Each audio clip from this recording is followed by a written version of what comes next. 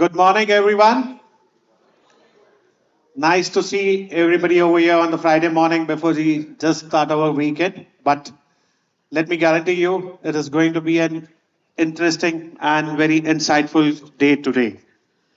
So, after the overwhelming response to the last year inaugural celebration, we are pleased to welcome you all for the second edition of Godrej Industries Group's National Chemistry Days Summit, celebrating the legacy of Acharya Praful Chandra Ray, a visionary scientist, educationist, industrialist, and philanthropist, who is widely regarded as the first modern Indian chemist. As a founder of Bengal Chemicals and Pharmaceutical, India's first pharmaceutical company and the pioneer of country's first modern research school in chemistry, Mr. Ray laid the groundwork for India's scientific and industrial progress. His legacy continues to inspire a generation of innovators and entrepreneurs. And it is in his respect that Government of India celebrates August 2 as a National Chemistry Day in India. We at Godrej Industries Group are proud to carry forward the spirit of innovation. Our group companies, Godrej Industries Chemicals and Aztec Life Science, are deeply committed to developing sustainable, green, and science-led solutions. This year, as we mark the second edition, we reflect on the theme driving innovation and growth in India's chemical industry. a theme that resonates deeply with our mission to advance chemistry through cutting edge innovation, collaborative thought, and a shared vision for India's future. Let this day be a celebration of science, sustainability, and collective pursuit of excellence. Now, to start the day, I would like to introduce Mr. Nadir Godrej, Chairperson, Godrej Industries Group, and Chairperson and Managing Director, Godrej Industries, to share a beautiful poem capturing the magic of chemistry. Sir.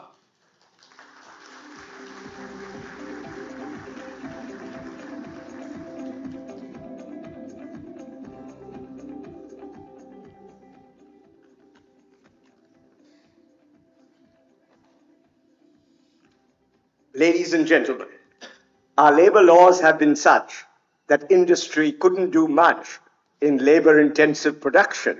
There was far too much obstruction. Indeed, India could succeed where knowledge was the crying need. Much progress we can therefore see in pharma, chemicals, and IT. And I, for one, am very sure the chemicals growth will endure. The pandemic has accelerated future trends long awaited. E-commerce, AI, digitization are growing fast in every nation. While digitization was a trend, the curve is now on an upward bend. And in Indian firms, we also see the use of AI and IoT. Much new knowledge can be sought from CTIER's new report. Investing in R&D is wise. Good profits we can realize. AI is spreading throughout the chain, and many companies will gain. With AI, we will also see progress in drug discovery. Other new chemicals can also be found, as these methods are very sound. The chemical industry is the foundation for building an industrial nation. And very clearly it would seem that Make in India is an empty dream if our industry doesn't succeed in making the chemicals we need. For chemicals are the key for each and every industry. Supporting industry is our goal. I am so glad I played a role. Chemistry has much expanded, though if I were to be candid, I can't possibly explain the mystery of the strange lack of chemistry between chemistry and the public at large.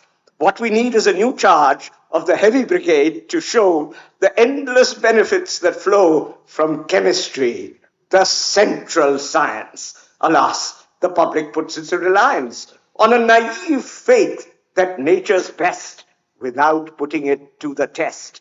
There is no designer like evolution, and nature provides many a solution. While I always marvel at nature's design, we can't conclude it's all benign. Botulism, snake venom, and typhoid are natural and yet things to avoid. Let's hope the world will clearly see the advantages of chemistry. What better day to show the way than on National Chemistry Day? I often wonder what life would be if the father of chemistry, Antoine Lavoisier, hadn't existed. I doubt that anyone has listed each and every benefit with chemistry at the root of it. He measured everything he did and helped to remove the lid of ignorance that then prevailed. And since then, we have availed of many benefits, like medicine. Some chemical is often in everything that we handle, from solar lamp to simple candle. The virtual world is now ascendant, but even that is dependent on silicon or gallium arsenide, and chemists can take pride in materials that are strong and light, with costs that are just right, and provide efficient transportation and GHG elimination. And so I will proudly claim an unusual source of fame, the birthday that I proudly share with the man who measured air. And with you I will share the date, for it is 26/8.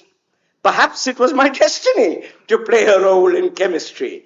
Antoine Laurent Lavoisier, thanks for showing us the way. And of course to Prafulla Chandra Ray, in whose honor we celebrate today. By now, the chemical industry is 7% of our GDP. In production, we have a varied mix. Globally, we now rank number 6. For Atmanirbhar, we certainly try, but our trade deficit is very high. Nor do we think that will mend, for it is on an upward trend.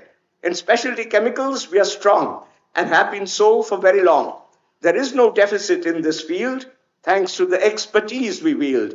Many benefits we will see with our focus on R&D. India is the place to go when it comes to CDMO. New molecules are on the rise. Though there's risk, it would be wise to take the plunge and have foresight, as our future will be bright. Now, globally, as we know, agrochemical demand is rather slow. Overstocking weighed us down. Hope springs eternal, but we still frown. But what will be the future trend? Are brighter days around the bend? With Professor Sharma, what we see is a long connection with UDCT. As student, professor, and director, a steady upward pointing vector, repeatedly offered a government role, he had just one steadfast goal: to always serve his alma mater, as nothing else was ever greater. And yet he ranged far and wide, took many roles in his stride. He helped research and education to reach new heights in our nation. He taught abroad, both East and West. As an engineer, he was the best. He occupied a lofty perch in every kind of research, both in theoretical analysis, in mass transfer and catalysis, as well as practical advice, which for us was very nice. His intellect was the foundation of the chemical industry in our nation. His dreams were always very bold, but the rest of us, truth be told, didn't have the guts or gumption to accept his every assumption. And that, of course, is a shame. Though when we chose to play his game, we benefited considerably, as did the rest of industry. And today, once more, we will learn new trends that will help us earn. My dear friend Naushad is also here. He deserves a very loud cheer. He's a great proponent. He is a great proponent of innovation on which we stint in our nation. In his honor, take a pledge to invest and find the cutting edge. Amit Gandhi will also speak. From all our speakers, we can seek new knowledge that will inspire. For greater heights we can aspire. So if we are to succeed, green chemistry is the need. Green chemistry has always been there, but all the same, it's only fair to state that now it's to the fore, and the emphasis is that much more. The cause by now would have been lost had we always incurred a cost. While planet saving led the way, now we know that it can pay. Harmful waste is very bad, but any waste is very sad. For after all, waste is lost, and so indeed, unneeded cost. For saving waste, it's always nice to have our reactions quite precise. Of course, green chemistry is clean, but also pays because it's lean. Much progress we now clearly see with nano and biotechnology. Crop yields are all on the rise, and so it's not a big surprise. Natural feedstocks are catching on. The fossil way may soon be gone. In the Godrej Industries Group, chemistry was always in the loop. As a manufacturer of soap, chemistry was within our scope. Fatty acid was naturally there. Byproduct glycerine had a share. Then fatty alcohol came along. In oleochemicals, we were strong. Green detergents was our goal. So green surfactants played a role. Then specialty chemicals came along. In all these, GIL is strong and expanding very fast, well beyond our steady past. For Godrej Agrovet, crop protection is indeed a major section. And Aztec Life Sciences, we all know, is very big in CDMO. In all these businesses, we now see a quantum leap in R&D, and R&D, we all know, will surely help us all to grow. Our panelists are very bright. I'm sure they'll shed a lot of light. They will help to show the way on National Chemistry Day. If we keep all this in sight, our future will be very bright. Thank you.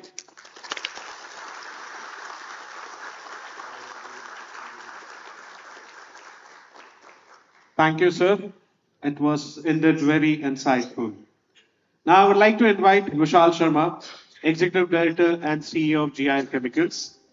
He comes with more than 2 decades of experience in global leadership across 5 continents, spanning both strategic and operational roles. He has successfully led scale-up initiatives, driven business transformations, and built high-performing teams across diverse sectors. Passionate about sustainability and people development, Vishal is known for his mission to make everything he touches better and proudly serves as a chief cheerleader for the teams. I would now invite Vishal on the stage, please.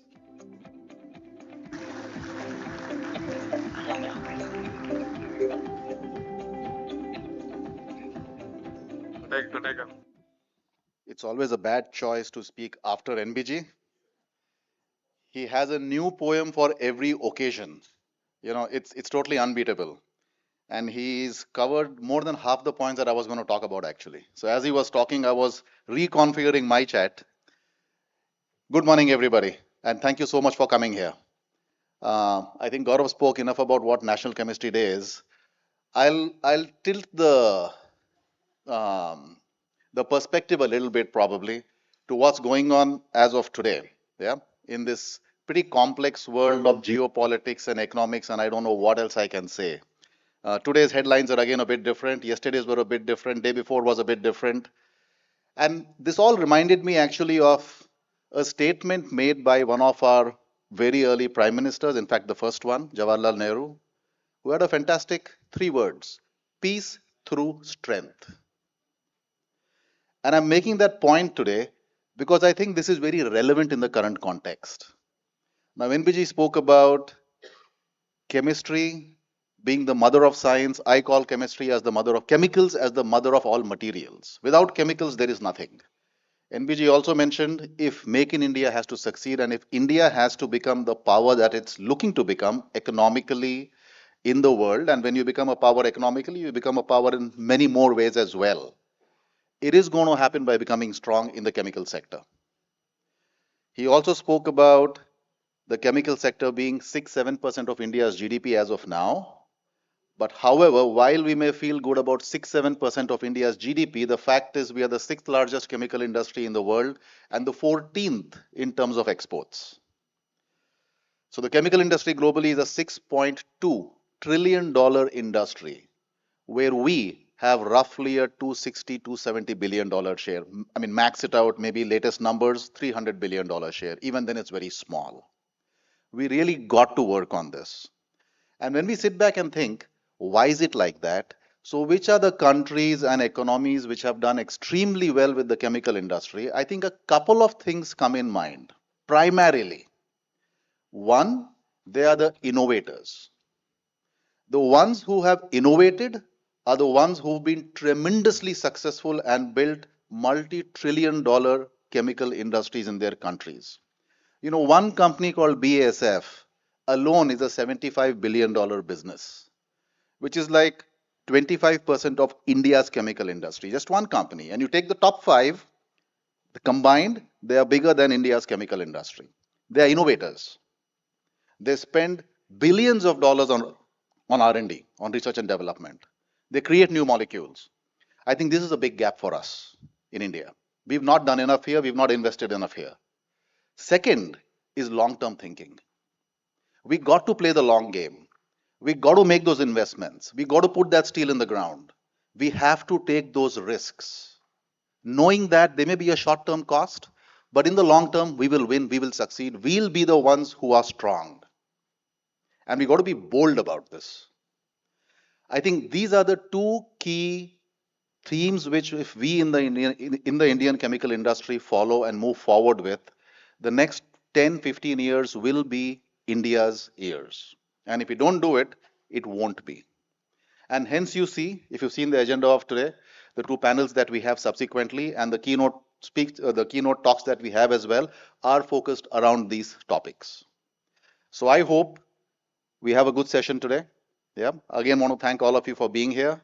Let's take away what we can from this. And I think as we go back to our working lives post this session, innovation, risk taking, long term thinking, I think that's going to change the game for us. Peace will come, but it will come only through strength. Otherwise, there is no lack of bullies in the world as we are seeing. Thank you. Thank you, Vishal. So before we deep dive into two different elements about the R&D innovation, which our panel are going to deep dive into, I would now like to call upon the stage a towering figure in India's chemical industry. His contributions have transformed the nation's scientific, industrial, and educational landscape. From shaping policy on industrial innovation and sustainability to playing a pivotal role in the establishment of institutions like IITs, IICRs. His legacy is far reaching. A former member of Scientific Advisory Committee to the Prime Minister, his work continues to inspire generations of scientists and innovators. Please join me in welcoming the legendary scientist, Padma Vibhushan, Professor M. Sharma, a true divine force in the world of chemistry.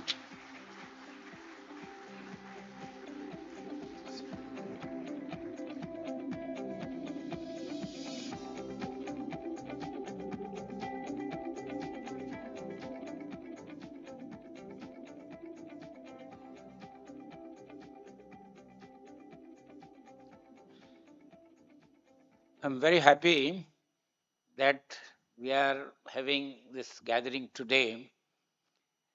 And I'm going to sing praises for chemistry because this is the day to sing praises for chemistry. Life is not possible without chemistry, but life can be much better with chemistry. And chemistry is in everything, and chemistry is everywhere. First of all, I want to remind you that how critical is chemistry in human life. Most people do not wonder and don't realize that oxygen solubility in water is extremely low and air has only 21% oxygen. How we are able to breathe, how we are able to exhale. The secret is very chemistry dependent. It is oxygen which reacts with hemoglobin with half-life less than millionth of a second. Half-life less than millionth of a second. If it were not so, we could not have made a living. No way. Also, you don't realize that when we do exercise, we exhale carbon dioxide at very high rate. How does that happen? Let them come in. And one of the most outstanding example of catalysis is carbonic anhydrase base acceleration of carbon dioxide desorption, which of course today for climate change everybody is talking about carbon dioxide removal and how papers after papers are coming on carbon dioxide absorption and desorption and even picking up carbon dioxide from air. The other thing I want to remind you that how all inclusive growth in India can be, or world over, but in India in particular, because in developing economy, it is very important to stress all inclusive growth. I want to give you just two examples.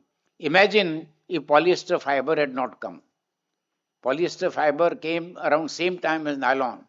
And nylon is the most outstanding example of discovery-driven product, which then gave birth to polyester. Imagine poorest of the lady in India is able to wear an outstanding polyester sari, which refuses to wear, which requires very little water to wash, and which requires very little time to dry.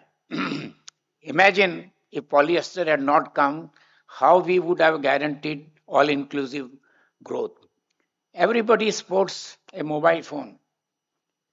Is mobile phone possible without produce of chemical industry? Answer is emphatic no. No way you can produce a mobile phone. Today, joke apart, it's prestigious to say that I don't have a mobile phone. Just as when it came, it was prestigious to say that I have a mobile phone. Today you can say, oh, I don't keep a mobile phone. You would be a different person. Let me give you an example from this same fiber. It gave birth to hollow fiber. In terms of everyday life, people are not realizing what impact we from chemistry, chemical industry have made. Imagine how desalination would have taken place. How membranes revolutionized desalination. So as long as you have brackish water, you have ocean, you will never be without water, and water is so critical. Today, when I say it is all-inclusive growth, Pani Puri wala also proudly tells you I have got RO water. But if you ask him what is RO, he will say, I don't know, but it is RO water for sure. Isn't it a brilliant example of all-inclusive growth? But how this made an impact on nephrology. Imagine how dialysis would have been possible in such a short time without hollow fibers. So started with hollow fibers for apparel wear. Then we got engineering PET, so you get all these mineral water bottles in PET, whose global production today more than 60 billion bottles per annum. So every example of our all-inclusive growth in everyday life. Imagine COVID time. How did we have disposable syringes?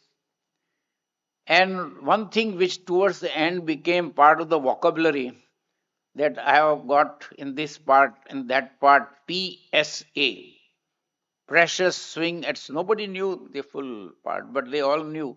I have got oxygen plant, PSA, hospitals in CSR also people put up. But have you wondered how great was this contribution by chemical engineers in doing simulations and doing this pressure swing adsorption?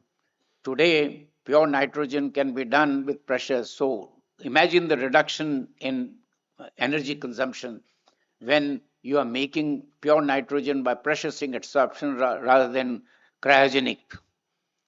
Polymers, of course, you know how they have changed our life in packaging. In so many ways, our everyday life from morning till you retire. I want to just give two, three other examples. The greatest development in the history of chemical industry was Haber-Bosch process for ammonia. If you see the Heritage, Chemical Heritage magazine, and if you also see the survey done, when people were asked what is the greatest contribution of chemical industry or chemistry in the world, it is Haber-Bosch process. But what people are often not realize is originally the object of making ammonia was to make nitric acid and explosives because you couldn't do mining without explosives. Fertilizers came later. And imagine how many people would have died of hunger if fertilizers had not come. There was a reference to agrochemical, and I always give an example that how agrochemicals have eyes, how herbicides work. Imagine a rice field, flooded field. How will you take out the weeds or herbs out of that field? No way you can. But chemicals have eyes at very low concentration. You use this herbicide and weeds and herbs are gone. Isn't it a great wonder of chemistry that how the food production has gone up both through fertilizer and through agrochemicals? So if you keep on giving example, sometimes even politicians make use of things in. So they say, oh, this politician is Teflon-like, which means most slippery fellow, you know. And Teflon itself, I was telling just before the conference started, that how serendipity has played a big role in innovations in chemical industry. Low density polyethylene, high density polyethylene, Teflon, cellulose nitrate, penicillin, all are serendipitous, but none of them occur to uninitiated persons. So you can't take comfort that I'm going to just sit and one day serendipitously I'll invent something. Doesn't happen. You have to be a highly gifted person to come out with. Since chemical industry is highly science based, and by the way, only branch of engineering which hinges on chemistry is chemical engineering. It's a combination of chemistry and chemical engineering which has made our lives so much better, so much happier, and so long alive. So you can keep on singing the praises of. Let me give you some other breakthrough things that have happened which have made. And I want to quote again, my theme is how everyday life, how all inclusive growth is so critically dependent upon chemistry. And I'm going to refer to Darjesi's pill. Imagine if the pill had not come, what would have happened to family planning? What would have been the global population if the pill had not come? what fantastic impact it has had. Have you wondered that we cannot have any mobility without product of chemical industry? Even bicycle requires a tire. And what is the tire made of? All started, and this makes me make some comment on the most wonderful and most innovative chemist is nature. Nature produces chemicals which are very difficult to synthesize. Morphine is one example. Artemisinin, which Chinese put up for malaria treatment. Just see the complex structure. Nature is able to, the wonder of nature is that one plant gives you pine. So you get pinene, alpha pinene, beta pinene, carine. Similar plant gives you rubber. Now, have you wondered how under ambient condition we are able to produce a rubber? It's a challenge for chemical industry to simulate nature, that nature can do. Shellac, the first important polymer that came in the world, and British then established Indian Lac Research Institute near Ranchi because there was no other polymer. And if you remember, there is a reference in Mahabharata when that lac building went on fire. It's an excretion product of insect. So you have dye there, you have polymer there. Can we simulate how you can get such a complex product? India became famous because we had indigo plants. Then we came with synthetic indigo was a major innovation. But there is once again a trend. I want to finally make a reference to what bugs can do. Of course, science of catalysis, ammonia synthesis itself was a brilliant example. But let me give you an extremely simple example that you make syngas, carbon monoxide plus hydrogen. How you can play magic? You can convert this to only methanol. You can convert this only to methane. You can do Fischer-Tropsch and get diesel with cetane number more than 70. You can operate in petrochemical mode by just changing the catalyst, make olefins, alcohols. What wonderful, how extraordinary transformations take place. How we can make optically active molecule by asymmetric catalysis. Again, draw inspiration from nature. They produce menthol, pudina is optically active. India is the biggest producer of, and how much labor we have to put in to make synthetic optically active menthol. Thymol, which comes from ajwain, is relatively easy to synthesize. But menthol optically active is not all that easy. There are at least 2-3 plants in the world which are synthetic L-menthol. So nature is always a source of great inspiration. But look at what fermentation can do and how it will change chemistry in face of chemical industry in years to come. And I want to quote Francis Arnold's epoch-making Nobel Prize winning directed evolution. Let me start with a very simple example. Second World War produced 2,3-butylene glycol by fermentation so that they could make butadiene by dehydration. Remember in the Second War, synthetic rubber had to produce by hook and crook. So America had marshaled 55 companies to produce synthetic rubber because natural rubber was denied to Allied forces. So butadiene, styrene, novel technologies came during war was destructive, but for chemical industry it was very productive because we came out with many new processes. So synthetic rubber was, and what big difference synthetic rubber has made. But keep in mind that natural rubber has its own. So 2,3-butylene glycol was in Second War. More recently, by fermentation, they make 1,4-butylene glycol, a commercial plant. You just tune the bug. Now there is a bug which can give 1,3. So all the 3 isomers of butane diol can be done by fermentation. Isn't it is a great thing? That you can do fermentation to make aniline, adipic acid, butadiene, isoprene by fermentation. Can anyone beat? Now there's a pilot plant working for vanillin. Now you know how expensive is natural vanillin in Madagascar, and what sort of money you pay. Of course, synthetic vanillin is much cheaper. So this is one of the wonders of chemistry, that what you can produce in nature which is so expensive. Can you afford jasmine? Absolute. But synthetic jasmine is so much cheaper. Synthetic rose is so much cheaper. So whether you take the area of colors, whether you take the area of perfumery molecules, or whether you take medicinal products, nature is just unbeatable.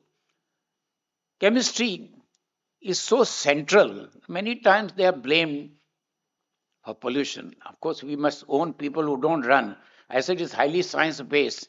So there is no place for quacks in chemical industry. And most of the time when you hear about accidents, they are really avoidable because people didn't respect the chemicals that they were handling, including the dust-based explosion, that how dust can be so. So chemical industry, being highly science-based, will continue to make a major impact in overall growth of, and because it is science based. So I want to finally quote, as I was telling you earlier in the day, I'm very impressed with the president of China making a statement, quoted, that China must concentrate on fundamental research so that we invent and we don't have to import technology. Coming closer to chemical industry, since we have ICC Director General, many years ago, they had a conference, like you're talking of innovation. It was specifically on innovation. And I was required to give the inaugural address. That time I gave a clarion call that let at least one chemical industry announce that they have a chief innovation officer. So many years have gone, not a single chemical company in India has announced creation of chief innovation officer in the company. I want to seize today's opportunity to say that companies should take, and that R&D chief should be on the board of directors. How many companies in India? And I say with some conviction because I was on the foundation board of IPCL in early 70s. And the first company in India where before production started, R&D started, and R&D director was on the board, which was then followed in Indian Oil. But Indian Oil was not the first one to have director on the board of directors. It was IPCL, and then it went to Engineers India. And then, of course, sometimes they keep on playing. But I want to see how many private sector companies in India have R&D chief on the board. If you don't have voice in the board, how would innovation come in? So you have made innovation, and chemical industry has thrived out of repeated innovations. Imagine what will you be able to do with methane if you innovate. Can I convert methane directly to methanol? Can I convert one carbon atom to convert methane to ethylene? These are the kind of challenges. Can I convert ethane directly to ethylene plus acetic acid? These are the challenges, and catalysis is one area where chemists, biologists, physicists, material scientists. There was a reference, material science will be impossible without, and when physicists say they claim that they can predict and chemists do experiments, I said, did you ever predict what is the level of superconductivity we will get in with what? Can you predict which material is going to be supermagnetic? And how all our renewable power is so critically dependent on chemistry? Have you wondered? You don't have neodymium, what will happen to you? You will not get any supermagnet.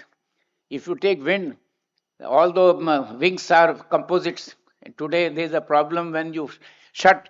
How will you utilize those wings which have become unfunctional now? So, ladies and gentlemen, I cajole and tell you, India should at least come out with one process, first time in the world.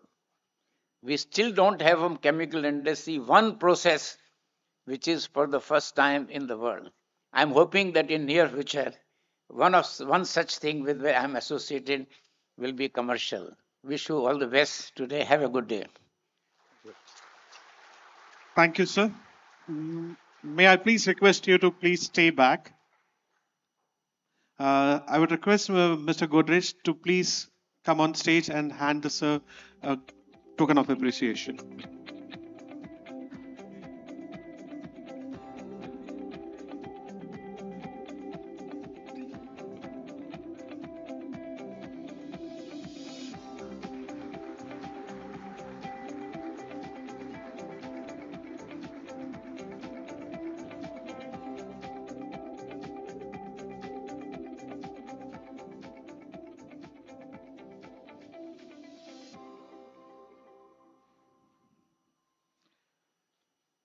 Up next is a visionary leader who has seamlessly bridged the worlds of industry, policy, and education.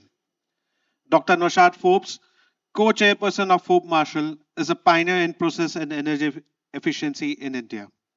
He serves as chair of both Ananta Aspen Center and Center for Technology, Innovation and Economic Research.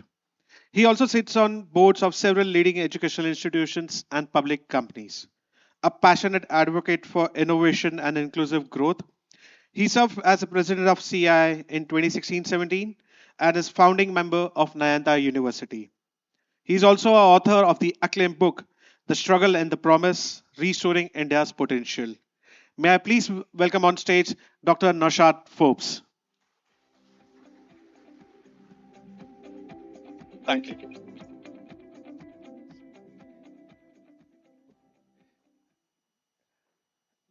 Good morning, ladies and gentlemen.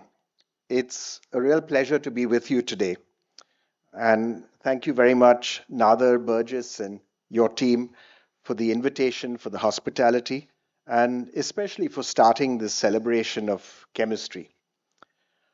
As will become very obvious, I'm not a chemist.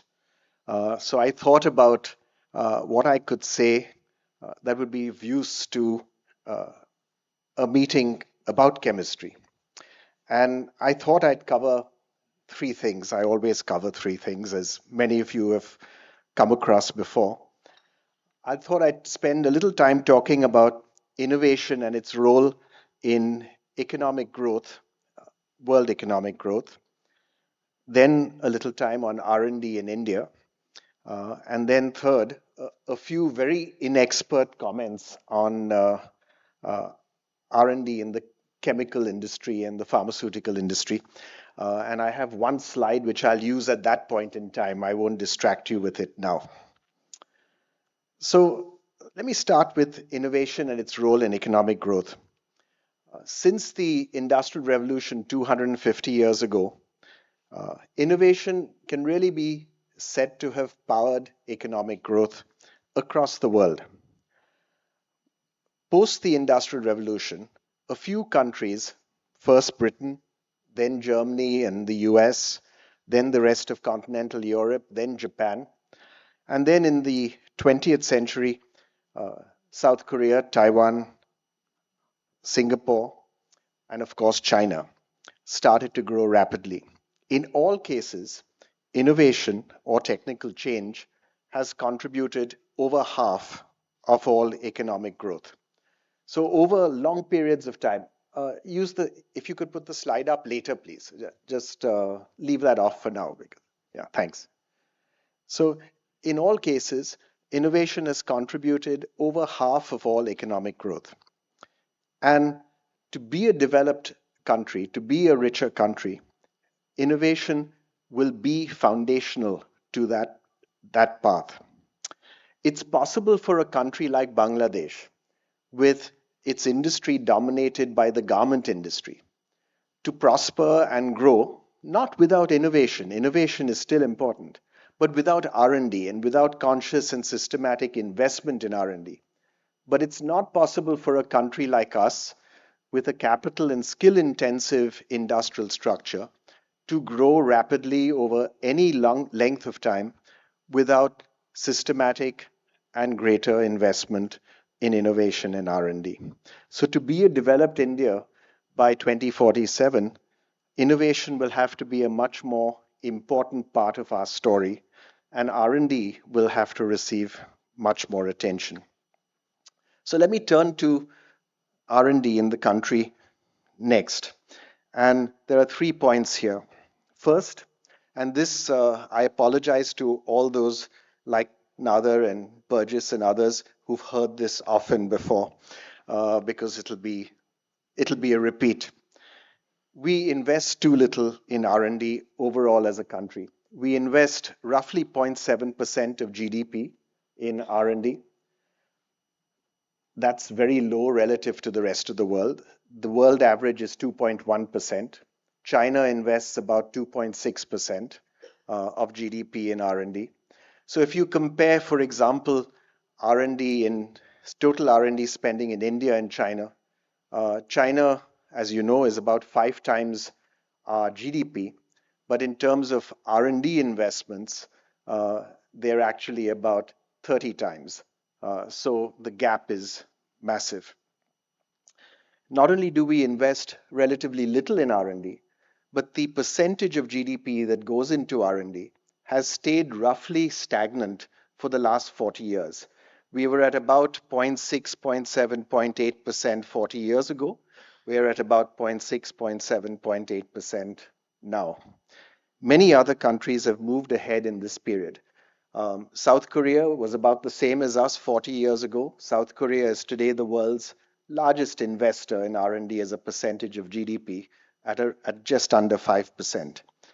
China, Taiwan, Singapore, even a country like Brazil, which is not known for its industrial innovation, invests roughly twice as much as we do as a percentage of R&D. The problem, the second point relating to R&D, is that the problem begins in Indian industry. Indian industry invests too little in R&D, in in-house R&D. We invest 0.3% of GDP in in-house R&D to a world average of 1.5%. So we need to scale our investments in in-house R&D by a factor of 5. This is critical to every other element when it comes to innovation in the country. I fully agree with Professor Sharma that we need to greatly increase our investments in research that's done in the country. But the research needs to be absorbed by an industry that is ready to absorb it.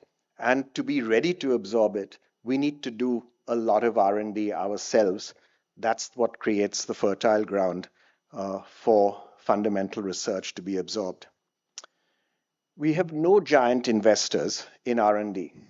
If you look at the top investors in R&D worldwide, the German company Bosch is roughly company number 25 in the world in terms of overall investments in R&D.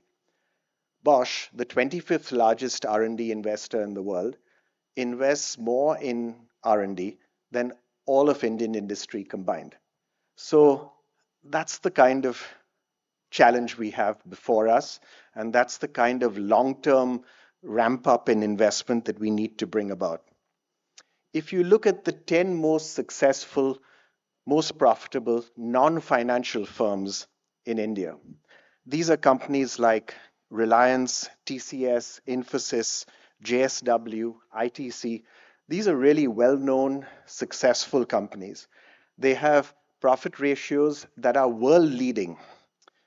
You compare the 10 most successful non-financial firms in our country with the 10 most successful non-financial firms in the US, China, Germany, Japan, the 4 economies that are sort of bigger than us.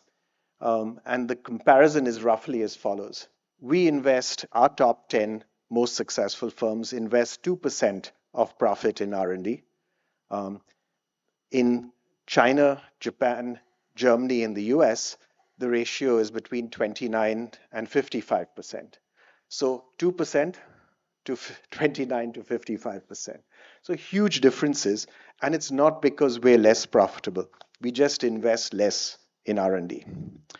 The third piece in R&D is where our public research is done. And Professor Sharma has heard this before and has been our leading exponent of this for decades. We do the bulk of our public research in autonomous R&D laboratories, not in the higher education system. The net effect is that we invest about 0.05% of GDP for research done within our higher education system. The world average is 0.4%. So we need to scale our public research that's done in higher education by a factor of 8. And if you take nothing away from this morning, those are the two numbers I want you to keep in mind. Scale our public research done in higher education by a factor of 8, and scale our investment in in-house R&D done by firms by a factor of 5. Why is it so important to do research in the higher education sector rather than in autonomous R&D labs? It's because you're not just after the output of the research. You are, of course, out of the scientists working on the research are working because they want to make breakthroughs. They're seeking research output. But the talent that gets produced along those scientists in our higher education system, that's the biggest benefit that the country will get. I'll come back to this point at the end with a specific example that's in this room. Let me come to the chemical industry as my third point, and its specialized offshoot, the pharmaceutical industry. Now we can put the slide up, please, if that's okay. If you look at the numbers, what we tried to do in this slide was to look at the leading pharmaceutical industries, pharmaceutical companies in India, the leading chemical companies in India, and looked at some ratios relative to our firms and firms internationally. And I'm not going to try to make too much sense of these slides, but I just point out a few numbers to you. First, if you look at profit as a share of sales, the first thing that should come across is that Indian firms are comfortably profitable. Our pharmaceutical firms, with a profit share of sales of just under 20%, are not far from the world's best at about 25%. Our chemical firms at 16% are comfortably more profitable than the global leading chemical firms at 7%. And our 10 most profitable non-financial firms at 12%, they're much less profitable than the global firms because those global firms include the big American tech giants that are hugely profitable.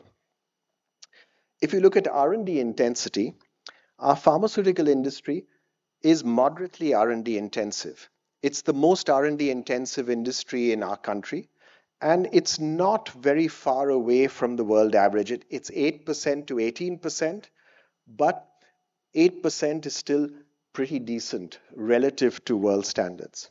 The chemical industry, less so. This number is somewhat affected by Reliance being such a dominant part of the chemical industry, at least as classified, because it has a very high turnover and it invests in R&D, but as a percentage of turnover, it's small. Relative to the world, about a fourth as R&D intensive. The big gap, of course, is in the most successful non-financial firms, which I talked about earlier on. One last comment on this. If you look at R&D as a share of profit, you'll see that the pharmaceutical industry is a major investor in R&D. It's difficult to go much beyond that 50% mark. You can get somewhat higher over time, but the challenge in our pharmaceutical industry is that our firms themselves are relatively small compared to global firms. In our chemical industry, there's clearly a bigger gap. Part of the gap, if you look at R&D as a share of profit, part of the gap is that our firms, it's a good reason, our firms are more profitable than firms internationally. But part of the reason is also that our firms are less R&D intensive, and that's a gap that we can address. And if you look at the 10 most successful non-financial firms, the gap is obviously huge. So I wanted to end with coming back to that point about talent being what you seek as your major output from doing research within the public research system. There is no better example of that in India than the institution that Professor Sharma spent his life building, the Institute of Chemical Technology, or as I think I and many others prefer, the old name of UDCT, the University Department of Chemical Technology. UDCT has long been the most connected with Indian industry of any public research effort in the country, any higher education institution or any national lab. Its research output has been invaluable in the growth of both our chemical and pharmaceutical industries. But I'd argue that if we'd not had, I may hear about this from Professor Sharma after this, but I'd argue that if we'd not had any of its research output, the country would be worse off, but not hugely so. But if we hadn't had the benefit of the graduates who come out of UDCT, we would be much worse off. So let me give you a partial list of UDCT graduates. So Mukesh Ambani of Reliance, Anji Reddy of DRL, Madhukar Parekh of Pidilite, KK Garda of Garda Chemicals, Ashwin Dani of Asian Paints, Nilesh Gupta of Lupin, Ramesh Mashelkar of NCL and CSR, and N. Seksaria of Ambuja Cements. And oh yes, one more stellar graduate of UDCT, Manmohan Sharma, who later led UDCT and established its worldwide reputation. Now, I've made this point about talent being the key output of public research that's done in higher education. I've made that point many times, and I've often used the example of UDCT. But I've never had the pleasure of doing so in your presence, Professor Sharma. So that's a pleasure and a privilege, and I thank the organizers very much for providing me with that pleasure and privilege. Thank you. Thank you, Dr. Forbes. May I please request you to stay back? And I would now like to invite on stage once again Mr. Godrej, Professor M.M. Sharma, Professor Pandit, Burgess, Vishal, Sunil, and Dr. Fondekar. So, ladies and gentlemen, we are going to launch a report which has been authored by a Center for Technology, Innovation and Economic Research, titled Innovation in India, Followers or Leaders. And for the launch of the report, I would also request Janak to please come on the stage.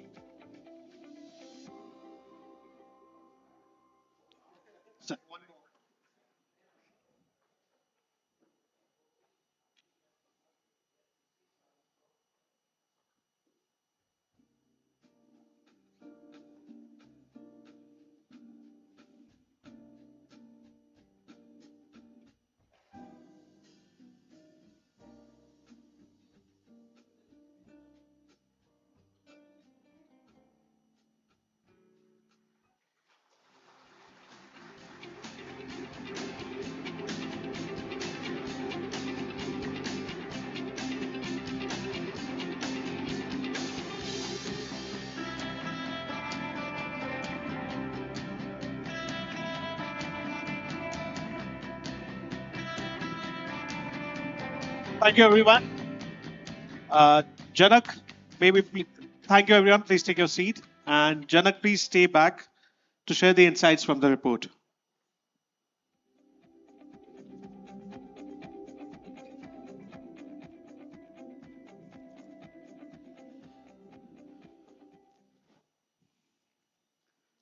Good morning, everyone. A big thank you to the Godrej Industries Group for giving us this opportunity to release this report, and for all the respected dignitaries who are up here on the dais, Professor Sharma and Mr. Godrej and others.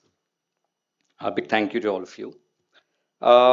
Just before I talk a little bit about the report, a little bit about the center. The Center for Technology, Innovation and Economic Research is an independent think tank established in 2015 to really push and raise the awareness around why R&D and innovation is important for economic growth. Naushad spoke a little bit about it in his talk, and much of what was said by Professor Sharma, Vishal earlier, and Mr. Godrej is really something which we're trying to look across different sectors and really push the understanding of why this really matters, not just for industry, but for our economy as a whole.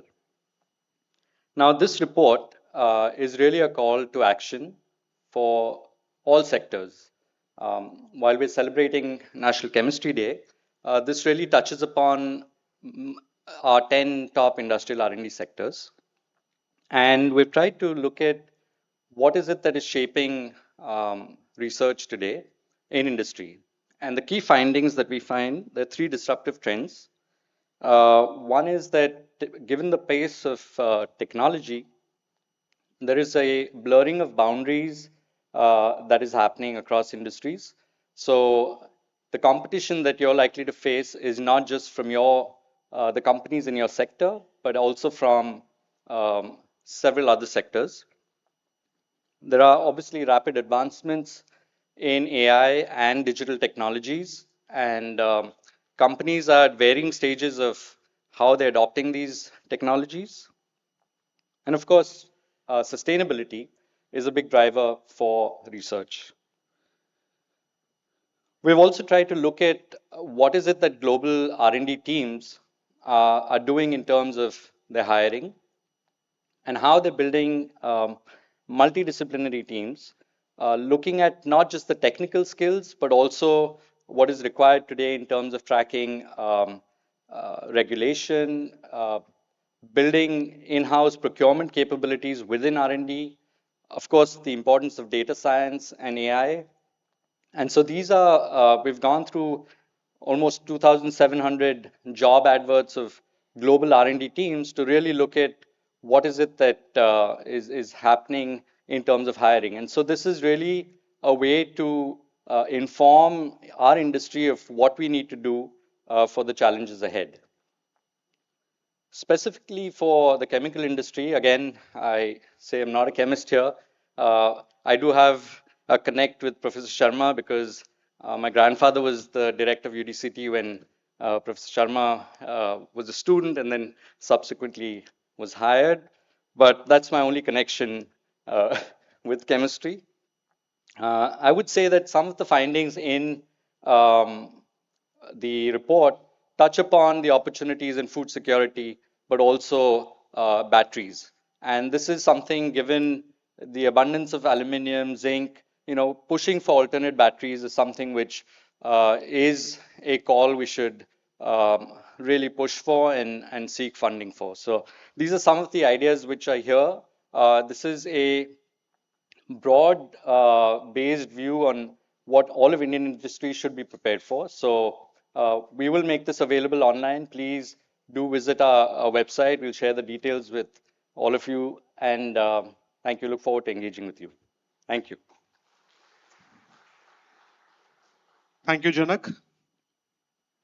Now we'll get into the first panel for the day. And to invite for the panel, I would first like to invite Vishal Sharma. Joining him on the panel would be Amlan Das, Country Manager and MD, Head Syensqo India. Nitin Sharma, CEO and General Manager, Clariant IGL Specialty Chemicals Private Limited.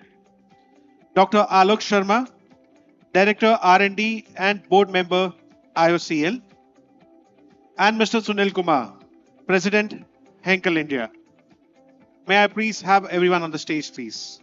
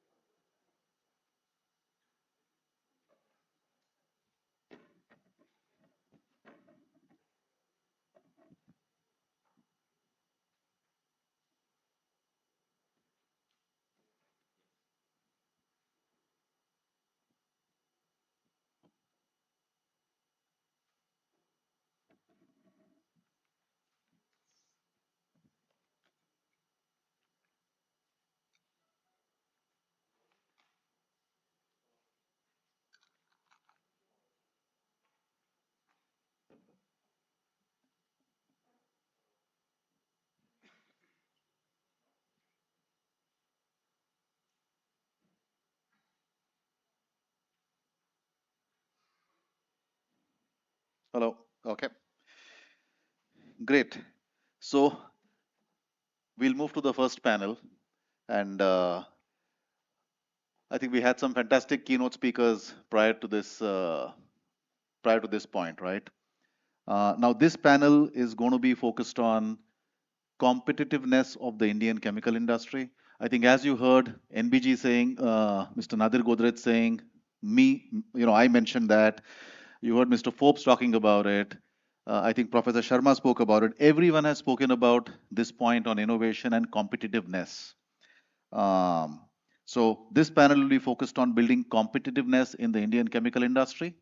And maybe we can just start with a quick, brief introduction by each of the panelists. I would request you to introduce yourself quickly. Sunil, let's start with you. No, thank you very much. First and foremost, a big thank you for the Godrej Industries for putting this together. I think really appreciate that. Myself, Sunil Kumar, over now 35 years of experience.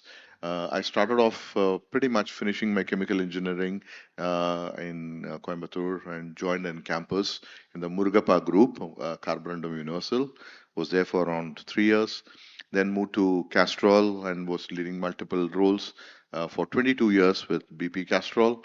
And then last 10 years, now I'm with Henkel in two roles, one as the country president and also the regional director for packaging for India, Middle East, and Africa. Thank you very much. Thank Vishal. you, Sunil, and a big welcome. Thank you. Dr. Sharma. Yeah, thank you very much. And first of all, my compliments to all of you on the National Chemistry Day. Myself, Alok Sharma, I am Director R&D for Indian Oil Corporation. I have more than 33 years of experience. I worked in at R&D and refineries also, and also at Ministry of Petroleum and Natural Gas for 2 years in the Center for High Technology. So I'm a chemical engineer by profession and 33 years of experience in the area of refining, and more recently on the alternative energy and on the loop side also, on the chemistry aspects also for last 2 years, I can say. Thank you. Thank you and welcome, Dr. Sharma. Nitin. Yep.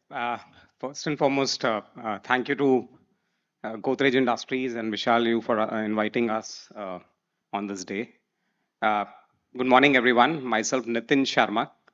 I am CEO and General Manager for Clariant IGL Specialty Chemicals. Having over 23 years of experience in all petrochemical chemical industry. Started my career with BP, then moved into BSF, and now with Clariant, so for the past 6 years. Thank you. Thanks a lot. Welcome, Nitin. Hello. First of all, thanks to the Godrej Group and Vishal for giving us this opportunity to talk about our views in front of this August gathering. Now, to introduce myself, my name is Amlan Das.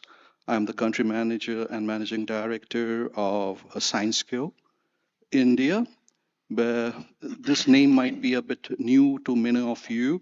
Just to tell you that ScienceCo has been spun off from the erstwhile Solvay Group in 1.5 years back.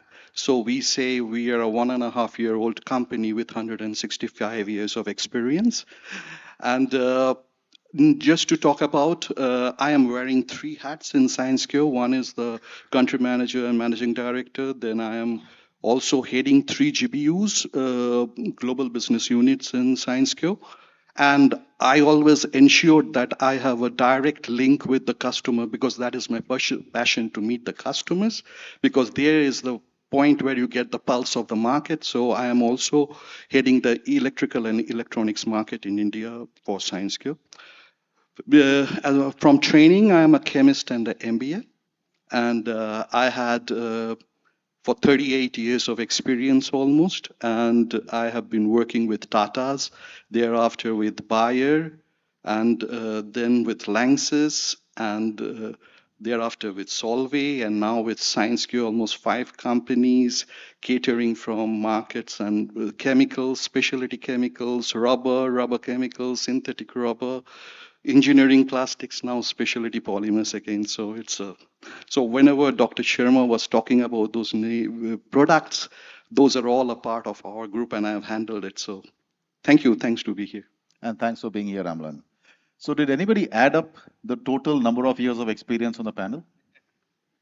No, 129. Add me, 30. 159 years of experience on this panel. Okay. I just thought it would be an interesting point to make. And I have a disclaimer here. Alok Sharma, Nitin Sharma, and Vishal Sharma are not related. It's just a coincidence that there are 3 Sharmas out of 5 people on the stage. Okay.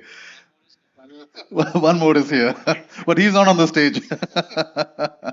Okay, so let's kick off. I think Dr. Sharma, let's start with you, right? You're the R&D head of one of the very large companies in India, probably top 10 in India. And we heard Naushad Forbes talking about R&D spends. I spoke about it. NBG mentioned it. So in general, we are seeing India being kind of a laggard, if I can use that word. I don't like using that word about my own country, but we are a kind of laggard on the R&D front. We look at the number of patents filed, we look at spend as a percentage of GDP. We even go as far as seeing what is R&D talent paid in India. Yeah, this is a sensitive topic. What's your perspective on this? Why are we here? What should we be doing, in your view, to improve on this?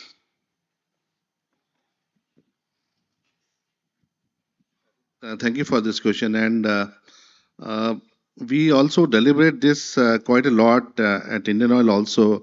But somehow I would like to say that at Indian Oil, the R&D spend is quite good. I can say that. And the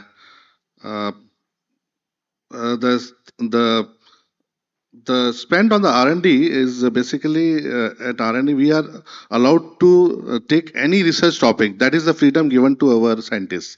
So that way, Indian Oil, I can say, is little different. And this also is reflected in our total patents, what we have filed till now. We have about 1,800 patents which have been filed, and we have 1,500 patents, granted patents. So these includes various facets of energy. I can say lubes are there.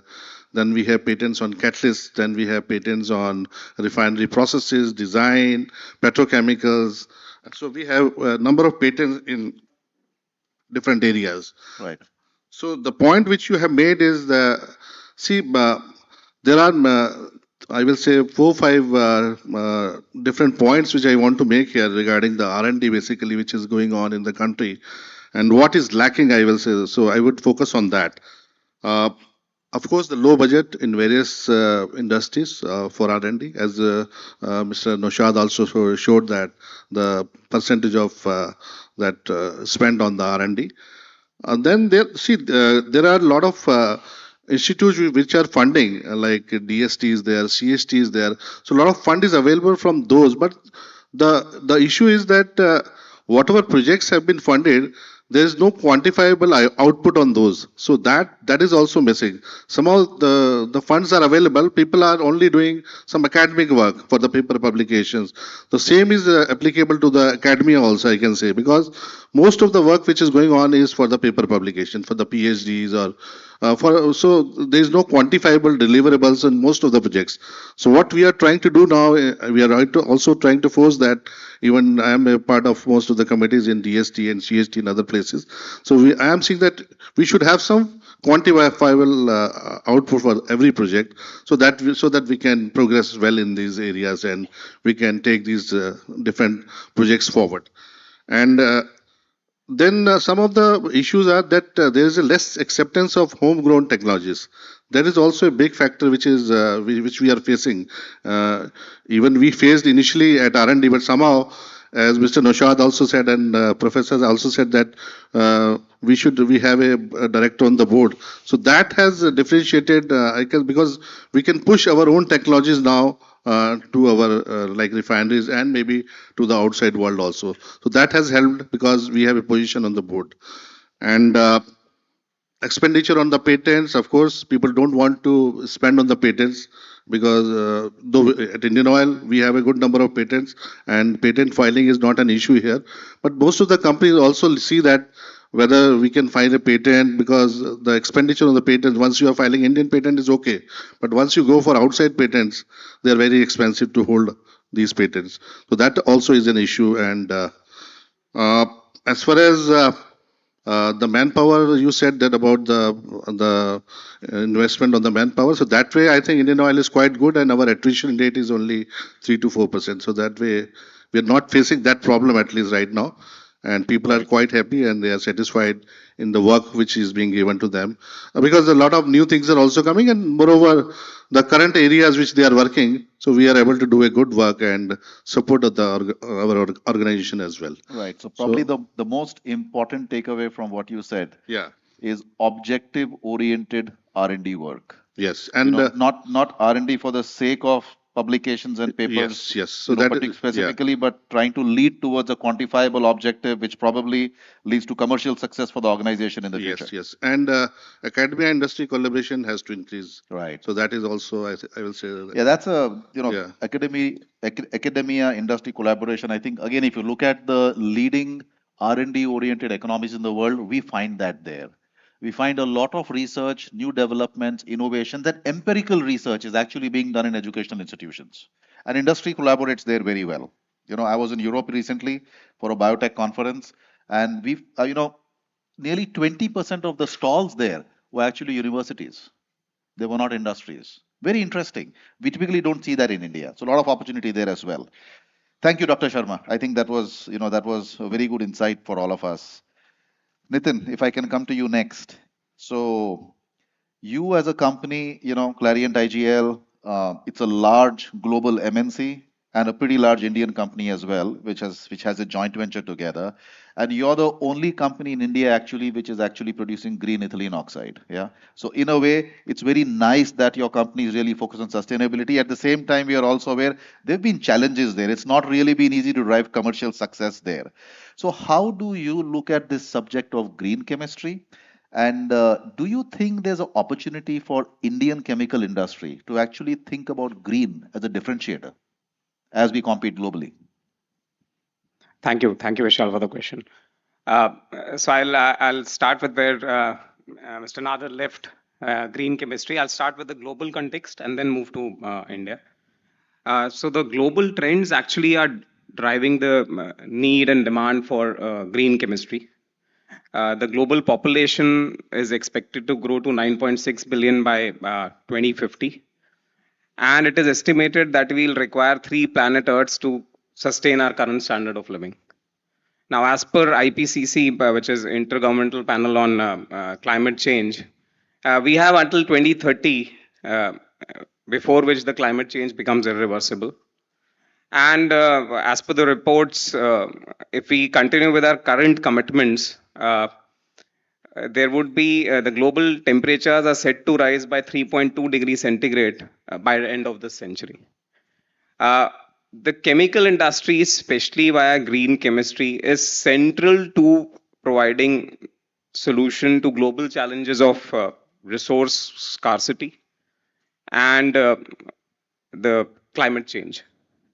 Coming to the market size, I think you already mentioned, Vishal, and so we are 6% of India's GDP. You talk of the green chemicals market, it's around $100 billion in 2024.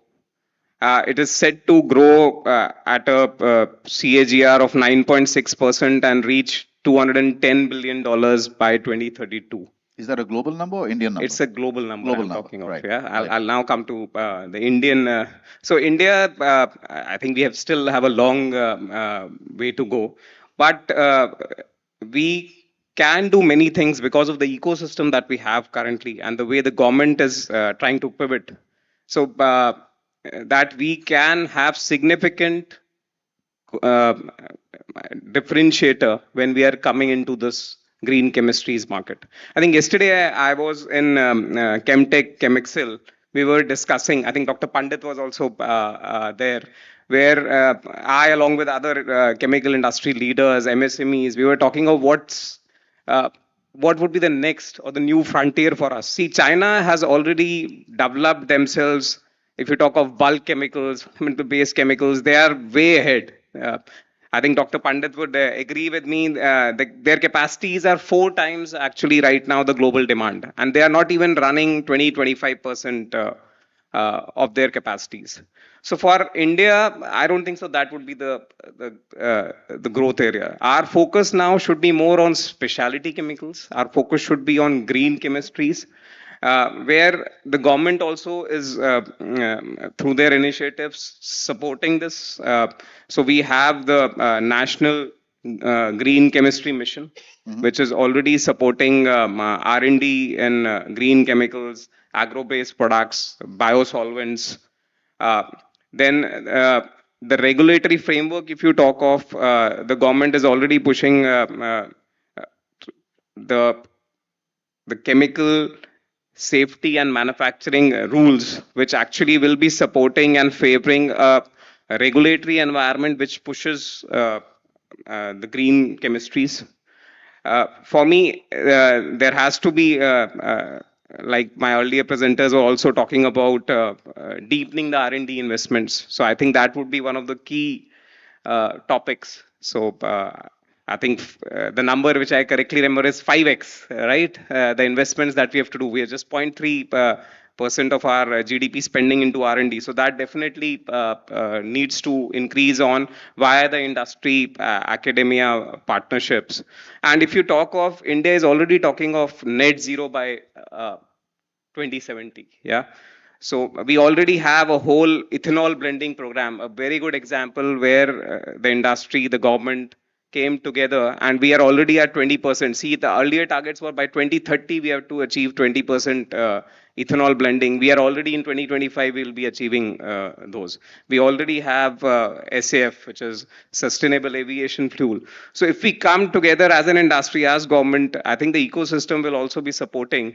It's not only talking of environmental or regulatory demand, but opening up newer markets. And if we are able to do this, I think the chemical industry will be adding on nearly around 10 to 30% of revenues coming in from green chemistries.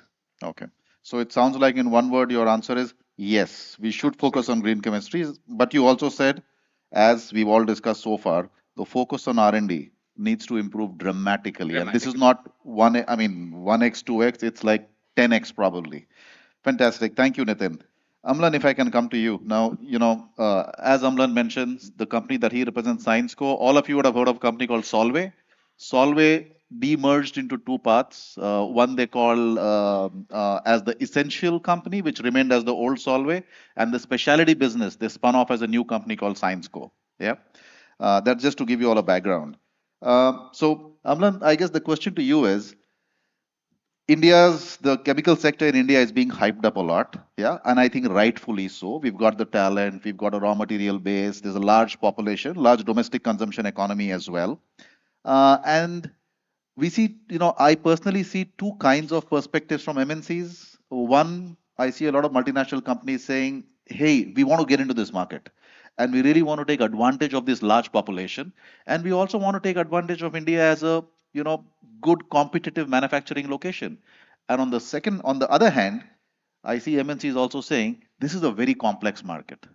It's highly regulated. It's not easy to do business here. I need 75, 80 licenses before I can go, put up a plant and actually start commercial production.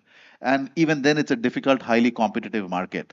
So, from a MNC lens, how do you think the world is looking at India? What's your perspective on this?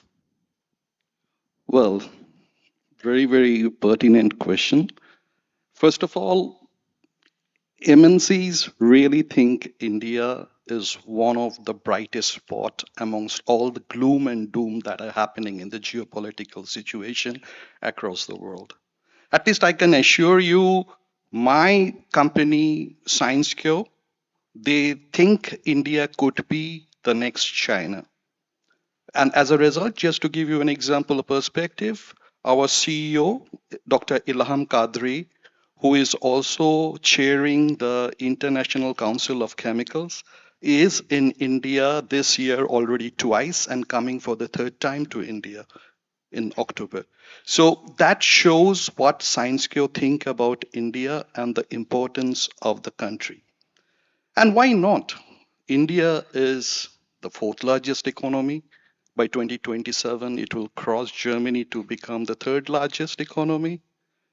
If you are talking about the chemicals industry, 230 billion in 2023.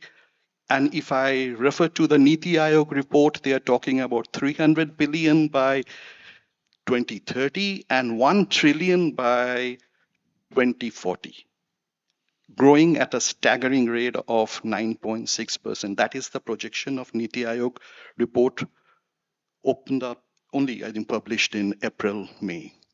So taking that into account, none of the MNCs can really ignore such a big country, which is growing at 6.5%, 1.4 billion people, such a big market. Yes, this is the perspective on the MNC side. Now, what are the opportunities in India? Yes, you have rightly said. There are some places where we need to look into. Let me give you a perspective from the ScienceSquare point of view. We are operating two plants in India. One is in Panoli, which is manufacturing polyether sulfone and polyether ketone. And Dr. Sharma was talking about your hemodialysis, the membranes. Polyether sulfone is needed for membranes, and polyether ketone is the best plastic you can get, can replace metal to some extent. 98% of this production of this plant is exported. Why? Because India doesn't have that matured end market to utilize these kind of products yet. So that proves that India, this plant can be a global hub for supplies across the world. Now coming to the local market, yes, our plant in Roha, which is manufacturing surfactants, is 70% for the local market and 30% is exported. So as ScienceCo, as an MNC company, we are nurturing both the local and the global hub export market equally well. But there are some policy issues which needs to be improved if we want India to grab the China plus one strategy. As you know, 60% of the global corporations are thinking about an alternate source of supply, shift their value chain. And when they're talking about China plus one means India and others. So it is not only India. So we have to be very much proactive in grabbing those opportunities that are coming into India. Give you an example. We, in 2018, were going up and putting up a joint venture, a greenfield plant in our Panoli to manufacture membrane-based polysulfone, 500 crores investment. I went to the government and said that, can we get subsidy? Because my competition was Korea, and Korea was giving 10% upfront subsidy to get this investment. Whereas when we approached the government, they said, no, I believe you need to have 500 people minimum as employment. Otherwise, we cannot think about any subsidy. A high-tech company, 500 people for this kind of doesn't work. So I think we have to have a pragmatism in our policy to get things done. But somehow the other, like Panoli has an impeccable record. And of course, we are the ears and the eyes of our management. So we could get that investment into India. But I believe we need support from the policy point of view and from the infrastructural point of view to get all the opportunities on China Plus that are coming into India to do. Great. And last but not the least, one more point I can say that most of the multinationals, when they come to India, sometimes they tend to give their international solutions to Indian market. Sometimes they are over-engineered, so one has to look into giving horses for courses, kind of giving the solutions for the Indian market, and that works out. Fantastic. Thanks, Amlan, for that. So there are three key things he said. One, yes, without a doubt, MNCs are very focused and interested in India. And I think that's what we see, by the way, every day. At the same time, you're saying it's not easy. So the Indian government and the ecosystem needs to look and figure out how to make it easier and more attractive. But your third point is actually also very important. MNCs should not come into India bringing in, and I'll use that word, Western products, because the Indian market doesn't need those. We got to figure out what India needs and build products and then become successful here. So thank you for that, Amlan. Sunil, let's come to you. Yeah. So, and maybe we'll, just for the sake of simplicity, Sure. we'll focus on your packaging business. Yeah. So Henkel is the world leader in adhesives, without a doubt. And you are a large consumer of chemicals. Yeah. In a way, adhesives also is a chemical, Absolutely. but it's an end product. So, as a consumer of the chemical industry, because you buy a lot of chemicals from various players, how do you see the Indian chemical landscape? I'm specifically asking that question, yeah, because you could Right. be importing a lot as well. Yeah. But when you look at your Indian chemical suppliers, how do you see them evolving? And if I was to ask you, what are the two, three things you'd like to see them doing more of? Right. Okay. No, thank you, Vishal. I mean, excellent question, and keeping it very much towards the Indian fraternity, yeah, of chemical industry. See, I would like to keep this into maybe three areas, all right, and how the Indian industry is doing and our own experience with them. One is on innovation, the second one is on sustainability, and third one is on capacity, right, or capability included. Yeah. Now, the way I see it is that, I mean, I want to definitely give a lot of credit to the Indian industry. They have been very, very open to do a lot of innovation along with us, and they have been trying to sort of bring in a lot of new solutions as well. Okay. So, from my perspective, I think the Indian industry has, I think, moved many, many notches with respect to, innovation. Today, I mean, I can say with a matter of pride, we almost source a little over 60% from the Indian industry. Right, I mean, which at one point in time was as much something like 40-60. I mean, now it's almost moved towards 60-40. I mean, it kind of gives you a big idea about how much it has happened. The second is on sustainability. Okay, things like what work has been going on, whether it is EcoVadis or audit ratings, ESG. There is a lot of awareness which has come up, and people are very open for things like audits and ratings and things like that, which I think is great. And the last bit is definitely on capacity, capability. Today, India coming to fourth and getting towards the third on GDP, etc., is possible because they have been proactively investing as well. Now, your second part of the question is what is it that they can do more of, okay, from the Indian industry? So, having given kudos to the first three part of it and giving it to the same three, innovation, sustainability, and capacity, I think on the innovation, what will be more required would be is how do we do more proactive co-innovation and how much Indian industry can work with suppliers, partners, whether Indian MNC. I think that's one big thing that we have to think about. And in areas like sustainability, it is good to call out across scope 1, scope 2, and scope 3. I think many places people are still, having a lot of things struggling on scope 3, understandably. But I think how do you make them come up to that level would be a best way to do it.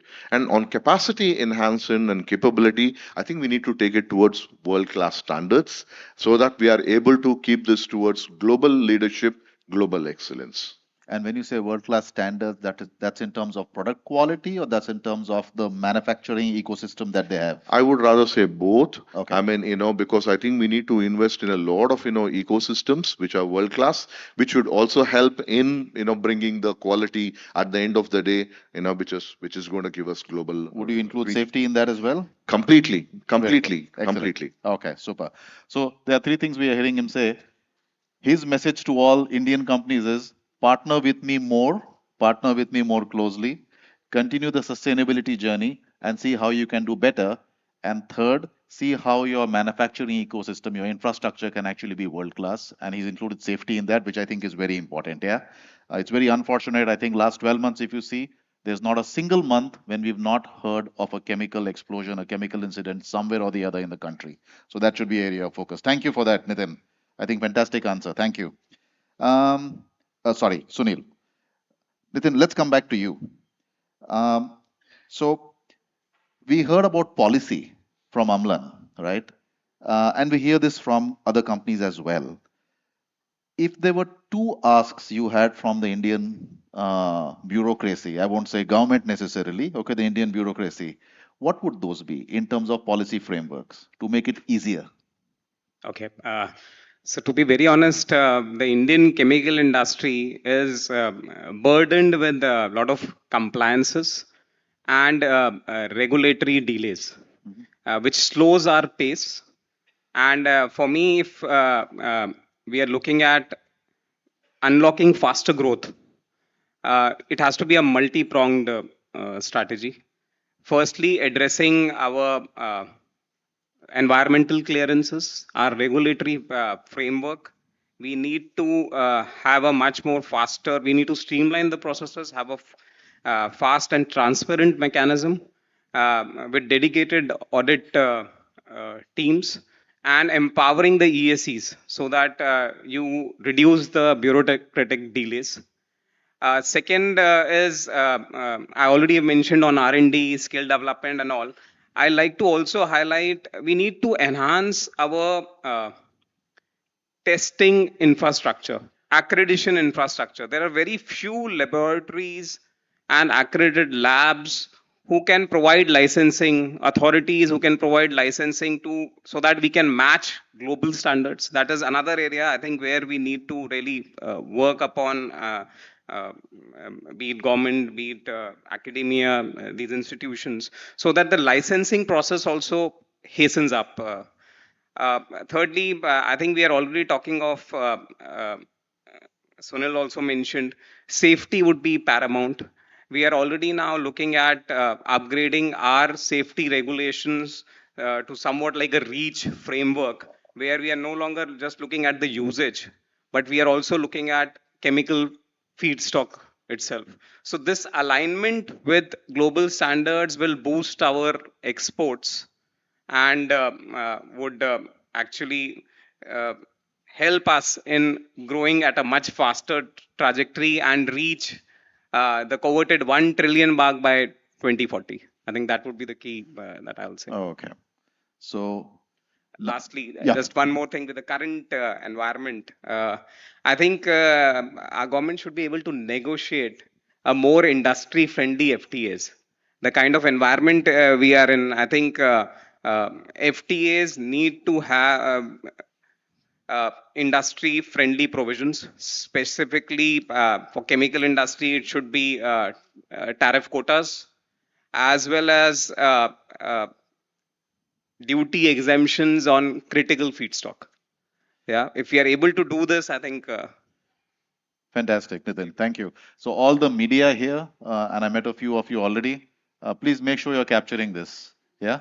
And you're communicating this to the right people in Delhi. Great. Thank you for that, Nitin.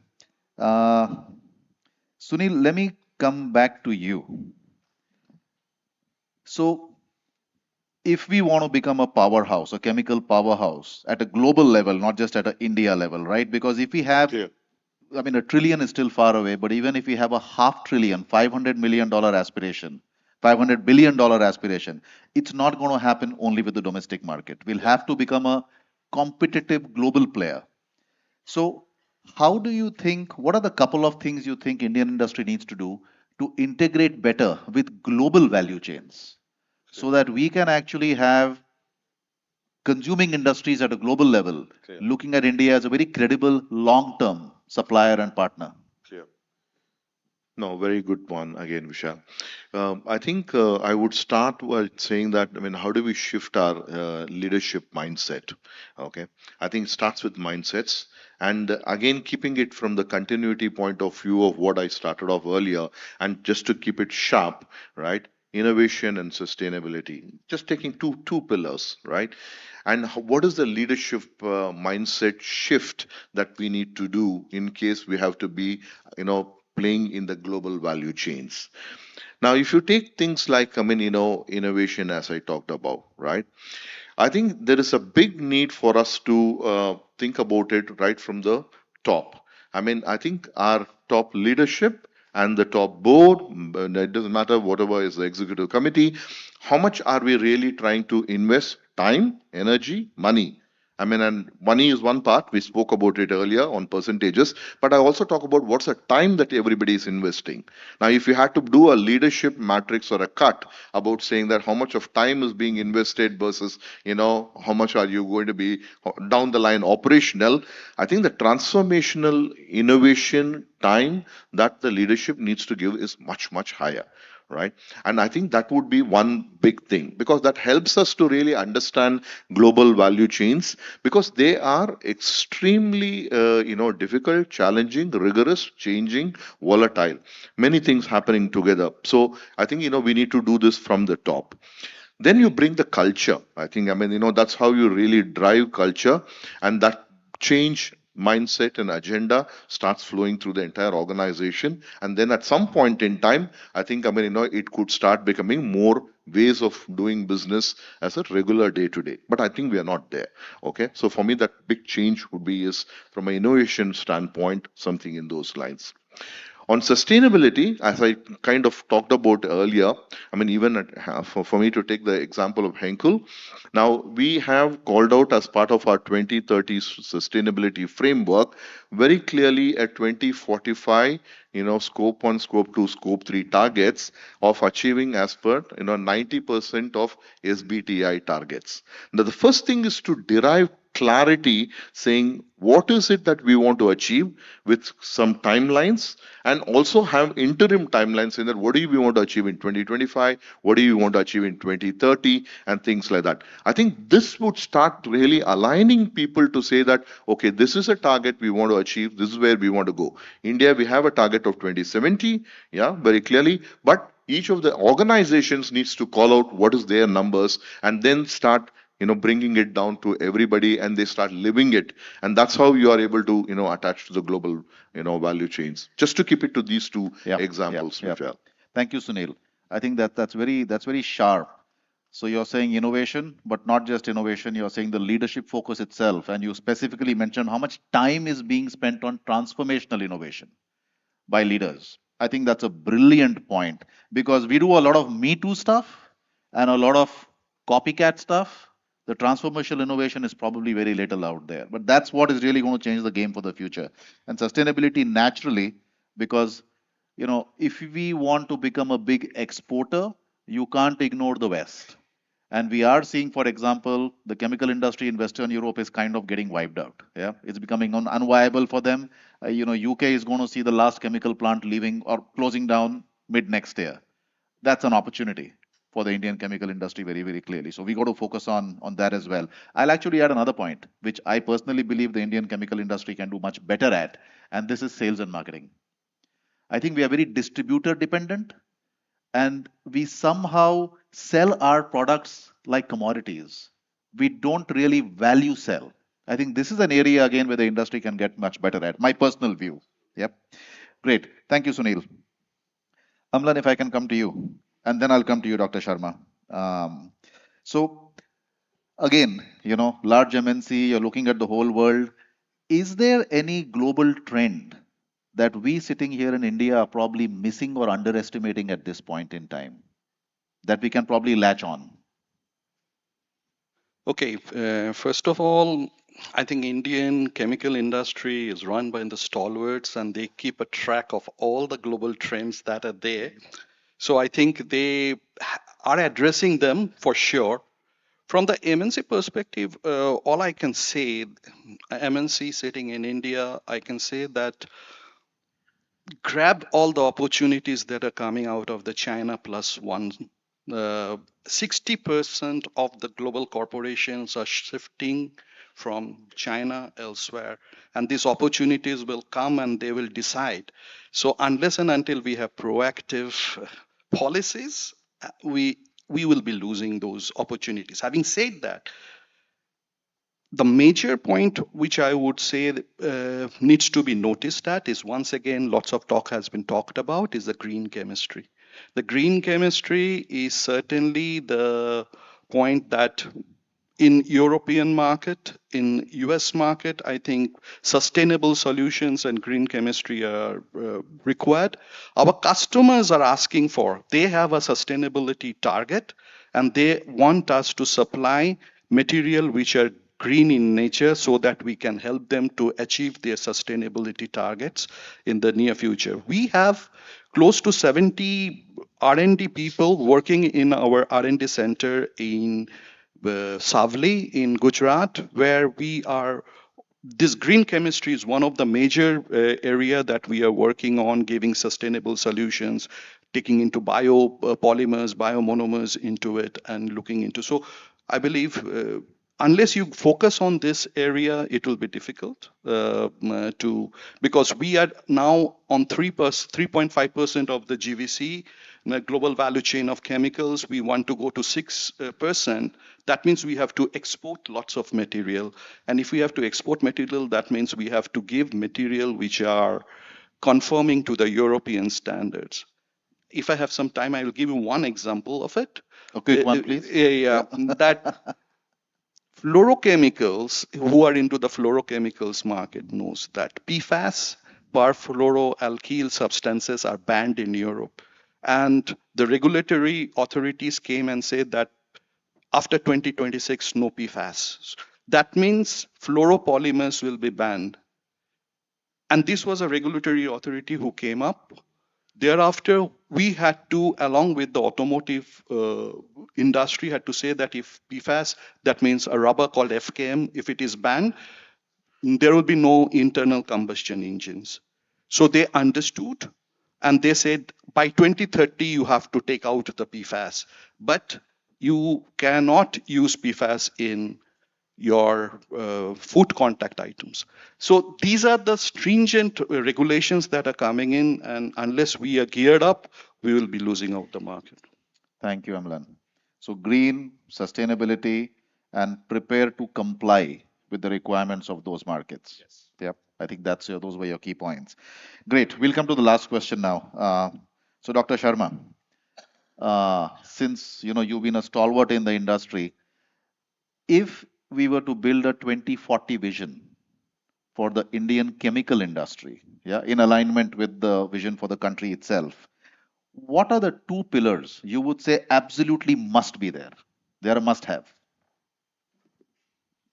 We are chasing two major goals, I will say, Net Zero 2070 and Viksit Bharat 2047. So in line with this, just want to mention here that our company has also gone for Net Zero 2046, which covers only Scope 1 and Scope 2 emissions. Though we are also working that how we can reduce Scope 3 also parallelly by working on differentiated fuels and things like that. So what I feel that, Net Zero, we have to work on the energy efficiency part, that we have to work on renewables, we have to work on green hydrogen, carbon capture and utilization. So many facets are there for going to the net zero. So everywhere I feel that chemistry is going to play a role, and since we have to go to the net zero goals, we have to make all these things green and sustainable. So that way, parallelly, we have to work in this direction also. And Professor Sharma said about regarding that one, he was mentioning about that use of microbes, biotechnology for conversion of syngas to like different chemicals. So already one plant is there at Panipat where we are trying to make like using these microbes, and we are producing ethanol from that. So I feel that biotechnology is going to play a critical role, and for the green. So we have to be green and sustainable by 2040. So we have to work in that direction. So all these facets will play a lot of role in this. And small interventions, I just like to mention here that for the carbon capture, there is a normal process of amine we do in the refineries, and various industries use that. So what we have done that we are using an enzyme which reduces the energy requirement for the desorption of that CO2 by about 20% reduction is there in the energy. So we are doing a lot of like innovative works, and we are trying to use some additives, some enzymes, biotechnology interventions. Then we are also working on like biomass gasification, where we can come to a syngas. And once you have syngas, because syngas is said to be the wonder molecules, then you can make a lot of chemicals, and you can also make petrochemicals and petroleum products also. So a lot of innovations are going on for the use of biotechnology, biomass, and other things for making all these products green and sustainable. The second thing is, I will say that deep integration of this technology. Like we are at Indian Oil, we are putting up naphtha crackers. Already we have at Panipat refinery, and now we are going for one more cracker at Paradip refinery. So whatever we can do a lot of import substitution, as Mr. Amlan and others also said that we have to do a lot of import substitution. So that we have to work on those direction in the coming days, and a lot of backward integration is also required that so that self sufficiency can be achieved. And third, of course, will be one more I would like to add here, that advanced skill development, research collaboration. So these are the three things which we have to focus on for achieving a 2040 target for chemicals, especially, which was said that about 300 millions to about 1 trillion, Right. 300 billions to 1 Right. trillion. Right. Yeah. Thank you. Thank you. Yeah. So self-sufficiency, skills development, and green and sustainable, including the whole biotech, biomass angle to it. Thank you. Gaurav, do we have a couple of minutes for questions from the audience? Yep. So let's open up to the audience. Are there any questions anybody has? We have a hand raised there. Can he have a mic?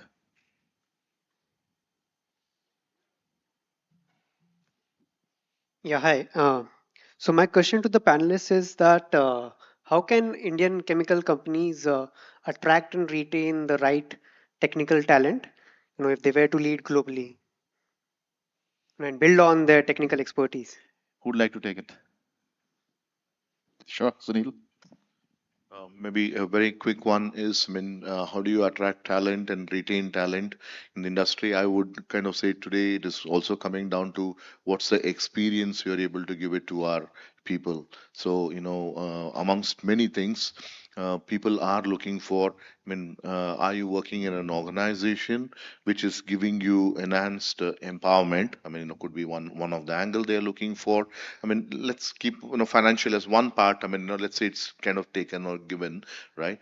Then other bits of it, becomes super critical. I mean, are you allowing people to learn? Are you able to share? Are you able to maybe globally, also move? Try, many things like this. I think experience, I think, would be is the broader umbrella, I would say, which becomes super critical for us to attract, but also groom and retain talent. So basically become more sophisticated at the way we manage the talent that we bring in. Absolutely. And what kind of journey do they have inside the Exactly. organization. Exactly. So I'll just throw another angle to this question that was asked. I think the chemical industry is competing with a lot of other industries today versus 25 years back. Yeah, 25 years back, we didn't have the new age industries. The IT sector was very small. They were not, 30% of engineers were not computer engineers. The electronics industry was so much smaller. What we are seeing recently is the number of chemistry PhDs being produced every year in India, the number of chemical engineers that India is producing is actually on a decline. There's data behind this. You can Google and check it, right? This is the problem. So I think the real competition for talent is not happening at the hiring level. It's happening at the education level. And we as a chemical industry probably really need to sit back and see how do we make our industry more attractive for talent? Because if there are going to be less number of chemists and chemical engineers being produced out of the educational system, how are we going to produce this $1 trillion revenues? It's not going to happen. We won't have people to do that. And pardon my language, there are more sexy industries and businesses and roles for people today. The options are so many. I think this is something we as an industry need to sit back and reflect on. Yeah, chemicals is still seen in many ways as a bad word. It's actually not. It's actually a very good word. We need to work on this, I think, as an industry altogether. Any other question from the audience? Maybe one more. Okay, let's take the person in the white shirt.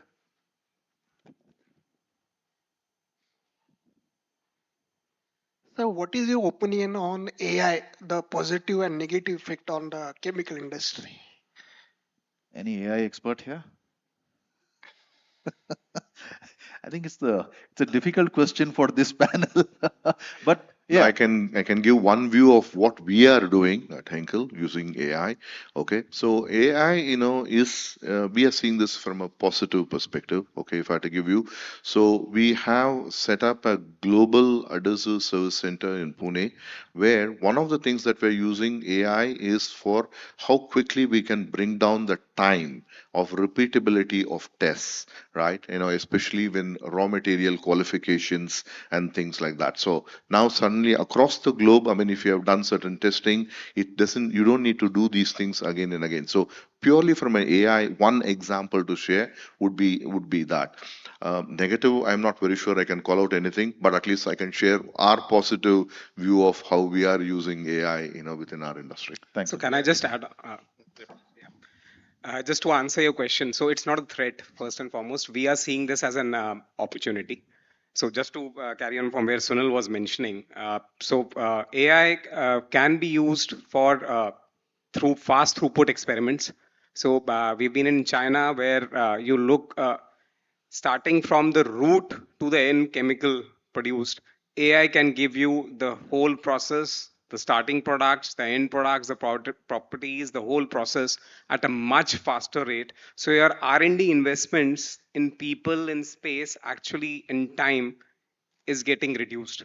So most of the companies are right now looking at how AI can be utilized for reduction of time, which Sunil mentioned, on specifically on modeling. I think yesterday also we were discussing this in our Chemtech. This actually is an opportunity that the Indian chemical industry should look at. See, if you're talking to uh, more Western countries, where if I compare with India, our spend would be, if they are spending 9x, our spend would be 1.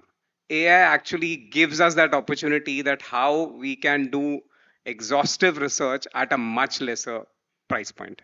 Yeah, just to answer, so for us, this is definitely an opportunity. You want to say something? See, we are also trying to see that how we can utilize AI for different applications. We do a lot of work in the catalyst, and we do a lot of work in the additive side also. So we have a huge database. So we are trying to see that AI can be utilized for maybe improving these additives and catalysts the formulations. And parallelly, we are also seeing that we can use this AI for the process also. We are trying to see that. So database can be used for the process development, the new process development also. So this is, I think, going good in this direction. A couple of other quick areas that we are working on at Godrej Chemicals. We are looking at some of our cycle times in our biotech manufacturing process as to how to cut that down. And we are actually collaborating with a company in Europe now. I can't give specifics naturally, where they've developed a whole AI model where we feed in all the parameters, and what we are doing right now, the expectation is they'll help us cut the cycle time by 50%. Now, for us, cutting cycle time by 50%, you can imagine the impact it has on cost. It basically doubles my productivity, doubles my capacity on that particular line. Second, procurement. There seems to be a lot of synergies possible with AI. It takes X number of days or weeks to find potential suppliers for a particular product with the right AI agents, very specific AI tools. Yeah, not just going to Chat GPT and putting a query, but specific AI tools focused on procurement. This cycle time can be cut down to hours versus days and weeks. So I think there are multiple opportunities. The key thing is you got to focus, you got to decide a few areas and then go deep into that and make it applicable. Great. So with that, I can add one more point onto this. we are actually pretty much out of time, if you don't mind. he's pinching me from the back. Thank you to all of you. Yep, Amlan, Nitin, Dr. Sharma, Sunil, thank you so much. I think it's been a fantastic discussion. Audience, thank you for your time as well. Vishal, may I request everyone? Yes. We will just have one group photograph. Front here? Yeah. Okay. In front of the table.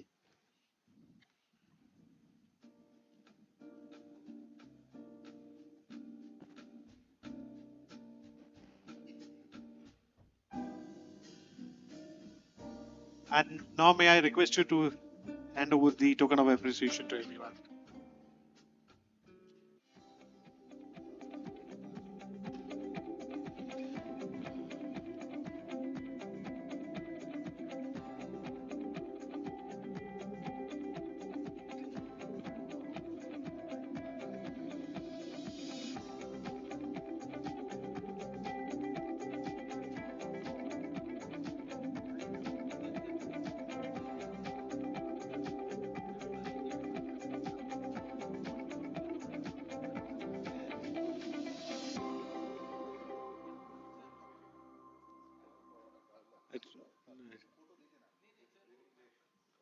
दे दो.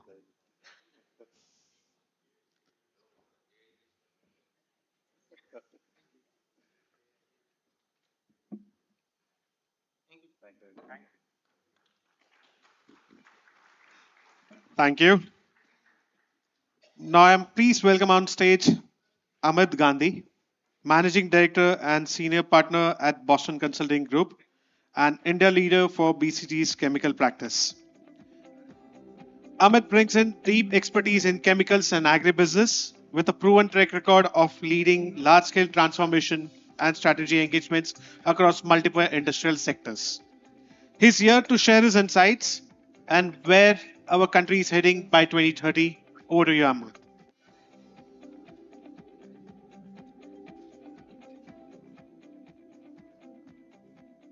Is there a clicker I can use? Is there a clicker I can use? If you don't mind putting up the presentation. Good afternoon, everyone, and thank you for the invite. Very nice to be here. I realize we're coming up on the end of the session, so I'm going to be brief, but hopefully saying something new from what you have all heard today, which has been very insightful anyway. Could we put up the pages if you don't mind? Okay. So before we start, okay, great. So today, the intent which I'm going to be speaking about is while we talked a lot about what the global chemical industry has been doing, the amount of research they have done, the amount of R&D they've done, how they built their industries over time, I genuinely believe we should be doing something different. I don't think we can go down the same pathway of saying, look, what they have done, we also have to do and spend more and do it the same way. We just are building it at a different point of time. China in the 2000s, in the early 1990s did that. We are in 2025 and we're building this differently. And what we're building in it is in a very different environment. The world is in very bad shape upstream wise. Since 2023, Europe alone has idled or closed 14 MTPA of upstream capacity in just 2 years' time. The expectation, if you look at this chart, is to even get to historical utilization rates in the near future, there's another 10 MTP of capacity which has to go out. So the world is struggling. Bastions are starting to fall. I mean, if you were to ask me 5 or 7 years ago, would you ever hear of a Ludwigshafen starting to shed jobs? It was just not going to happen. That is like the heart of the chemicals industry, right? That's where it was built. The Haber-Bosch process was, I mean, at least commercialized out of there, right?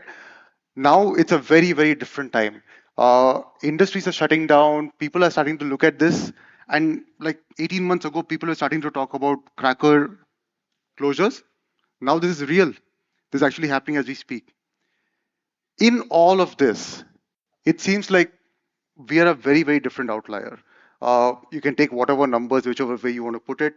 We will be likely the third largest player by 2030 globally. It'll be a large material difference from the first and second, of course. China is going to be significantly larger than us, but we're not going to be small either.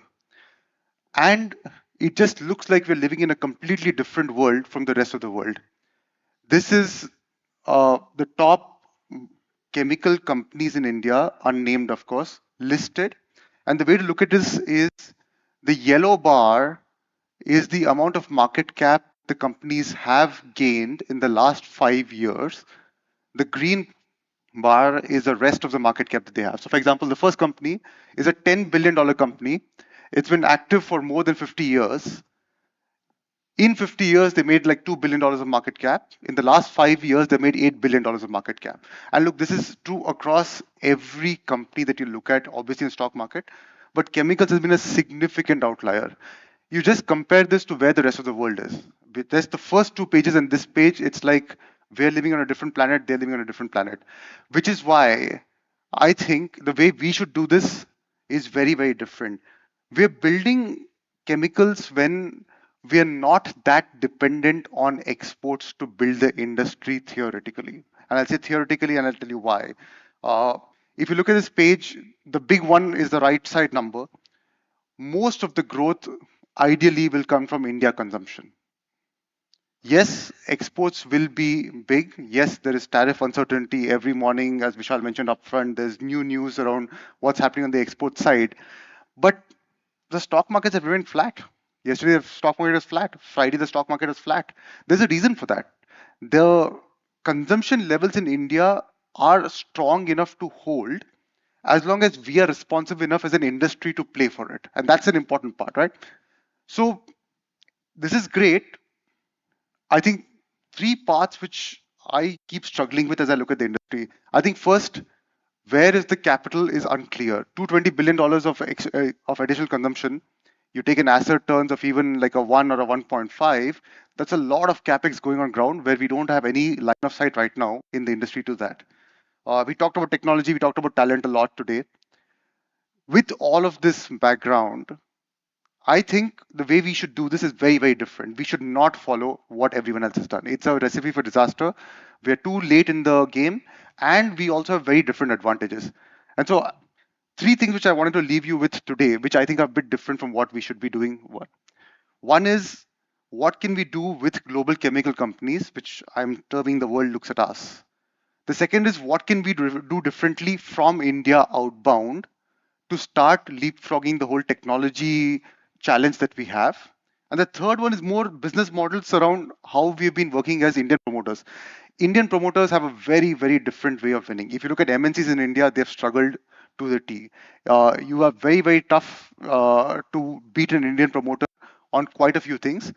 The question is, what can you do with that which is different? We can't follow what everyone else does as you look at it here.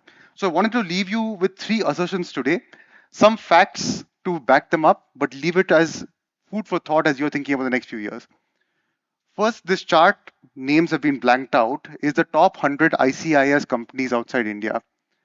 Less than 50% of them have any manufacturing in India, or even if you have manufacturing, it's last stage blending, nothing great. I mean, nothing significant from a capex point of view.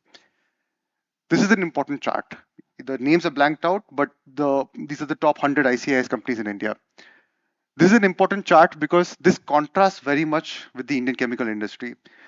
This is the market cap of companies in the Indian chemical industry from 2005 over the next 20 years odd.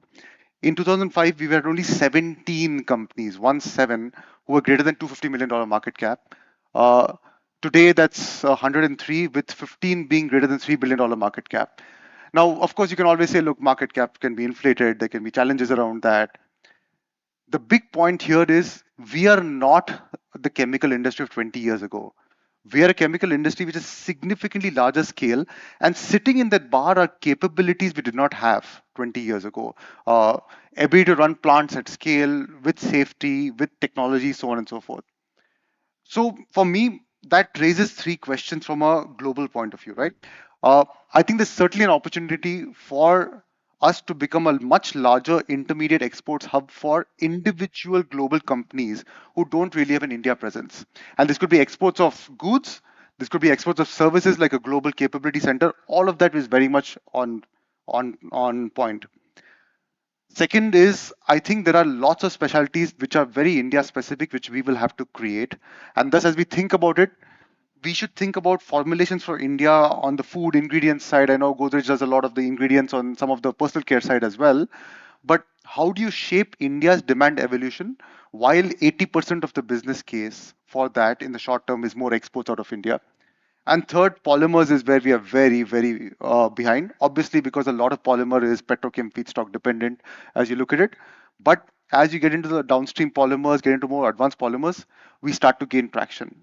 Now, this is not a theoretical page. This is actually stuff that I have been working on personally with a bunch of MNCs on thinking about how to navigate India and what you do here. A lot of the discussion has been which partners do you partner with in India from the previous page to get this done, right? So I don't think this is a we go it our way, they go it their way, and everyone does it on their own. I think there's a bunch of partnerships sitting in these three pages, which it is critical to do. If you're a chemicals player, it doesn't matter which chemistry you're on. You can run a plant, you can put steel on ground. You should be able to do it so differently. So that's part one. The second is we look at the world, and this for me is a completely opposite way to do it. I'm going to take Germany as an example. For me, Germany and Japan both are pretty much in line here. For me, the big second assertion I want to make is the German Mittelstand, which is the middle economy of Japan. We have been a bit creative about it. We've taken like a $50 million to $1 billion cutoff here. The total German Mittelstand is about 8,000 companies. You got about you got $1.5 trillion of revenue sitting there. That economy is in crisis, and the crisis is not an economic crisis. That crisis is a succession crisis. Family-owned companies there, the promoters are starting to age. We've taken 300 odd companies in the Mittelstand, not necessarily chemicals, across the board.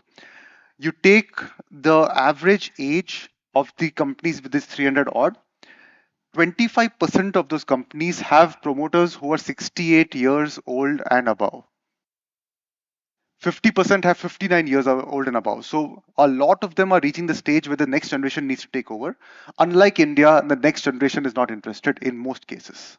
So this is a very different thing. It's a family-owned business built by a technocrat who understands chemistry deeply, has built a small, nice niche business, fairly profitable. But it's not like India family businesses where the next generation is certainly going to be taking over. A lot of places, the next generation doesn't want to take over. If you look at chemicals specifically, and I've taken Germany and Japan both as an example here, you got like 140, 145 odd chemical companies, family owned across Germany and Japan.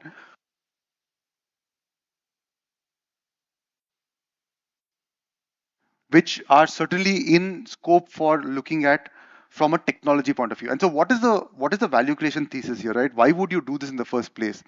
This is what I meant by leapfrog. A bunch of these will have niche industrial technologies, and we literally looked at the list, some very interesting technologies there, but very niche industrial stuff. It's not going to be large scale chemistry technology. They have very specific additives, very specific sealants, coatings which are very, very specific to things. But they have been able to scale because Germany as an industrial economy is pretty large and pretty deep across companies. We are going to reach that stage soon. So the question is, yes, we can spend a lot of R&D money innovating, and we must. But that's not the only way to do this. I think the same capital should also go to acquiring technology and starting to scale up in India. And then we learn as we go along. It doesn't have to be everything from scratch from day one. So part of this will also be just family owned companies in Germany, some in Japan, being co-acquired by Indian companies. And with the value creation thesis that the technology exists there, the owner exists there, the scale up happens in India, the build happens in India, right? So it's an interesting one. A couple of companies have done this already in terms of starting off on that journey. Some of them are already in active search across these ones, but that's a second way to look at it here, which is non-distressed family-owned companies in the middle stand, reasonably sized companies, which you can actually go after.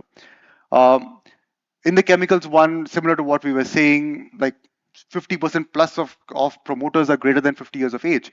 So there's a natural discussion around where is this company going to go. So that's assertion number 2, which is we look out at the world as well, and we think about this extremely differently. We do not try to out innovate the innovators in the short term. We must do it over time. It's obviously part of what chemistry is.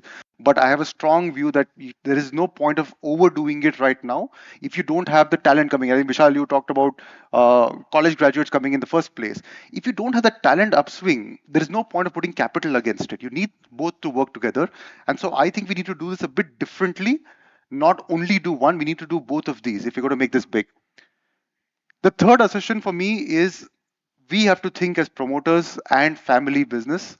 We should not think the way MNCs think on this stuff here. If you're going to build this out, for example, if there's a lot of risk around capacity being put in and the timing of takeoff of some of the newer technologies, I've had many discussions with people saying, I want to put this on some battery chemical, some electronic chemical, but I don't know when it's going to take off. I can't take the capital risk right now of putting a plant and there's no offtake on that. You started to see JVs in the market between suppliers and customers. You saw a couple which came out earlier this year and late last year. A lot more of that I think is interesting because we start to break the normal way of building a business. We say, look, if we are low capacity of takes on some value chains, we start doing JVs on that.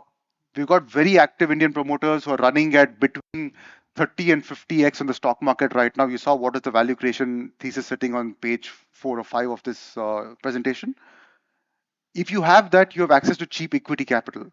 You need to do something with it, and you are seeing that already happening. If you saw the acquisitions over the last year, sizable large companies being acquired and starting to build that out from here. I think the third one, wherever the smaller chemical companies were in the early 1900s in Germany, in the US, is where we're starting to be right now, where you have specialist companies starting to say, I want to build diversified conglomerates. You're seeing every company who was, for example, aromatics companies are opening up polymerization units. I mean, nothing to do with each other, but you start building out a chemicals conglomerate rather than being stuck to a specific division or a specific size here. The last one, there's a lot of cynicism about purely chemicals as a play for long term because margins have not been great over the last few years. And that's true. In quite a few value chains, margins have been challenged here. And so there's a big move to say chemical manufacture as a business model by itself is okay, but everyone that I speak to is saying I need to go down to application and formulations fast. And a lot of formulations are India specific. AgChem went through that cycle already. Food and feed is very, very nascent on that cycle. And so there's an interesting play to be had there. So as I looked at it and as I looked at the India potential, I looked at when we are building the India chemical industry, which is very different from the time that the Western companies were building. I wanted to leave us with these three things. One is we need to look at the world. The world is looking at us differently. We run partnership roadshows. We look at the world differently. We do Mittelstand, we do acquisitions. And I think we should not forget that we can run business models that other people cannot. We've seen that happening with some of the innovative people in the industry. There's a lot of more scope to do this. And that's how I think we should do this differently to try to win the next 10 years of chemicals growth. Because we are well positioned, we have India consumption. We should not find a way to do the same thing everyone else has done. That's for me. Thank you. Thank you, Amit. Request you to please stay back on the stage. And Vishal, may I please call you on the stage, please?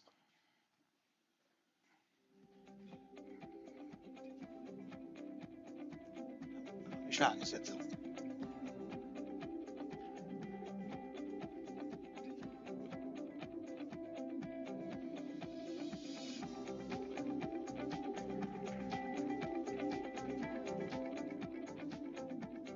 So now moving on to the next panel discussion. May I please request Burgess? Burgess Godrej, Executive Director, Godrej Agrovet, and Managing Director, Aztec Life Science Limited. He will be moderating a panel themed R&D, a catalyst for industry transformation.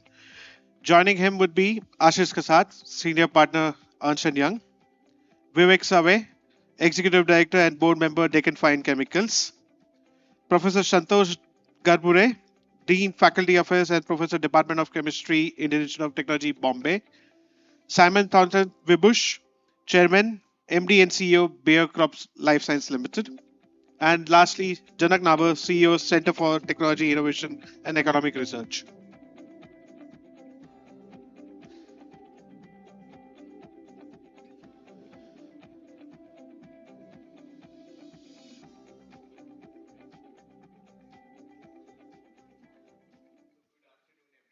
My name is Burgess Godrej. I'm Managing Director of Aztec Life Sciences.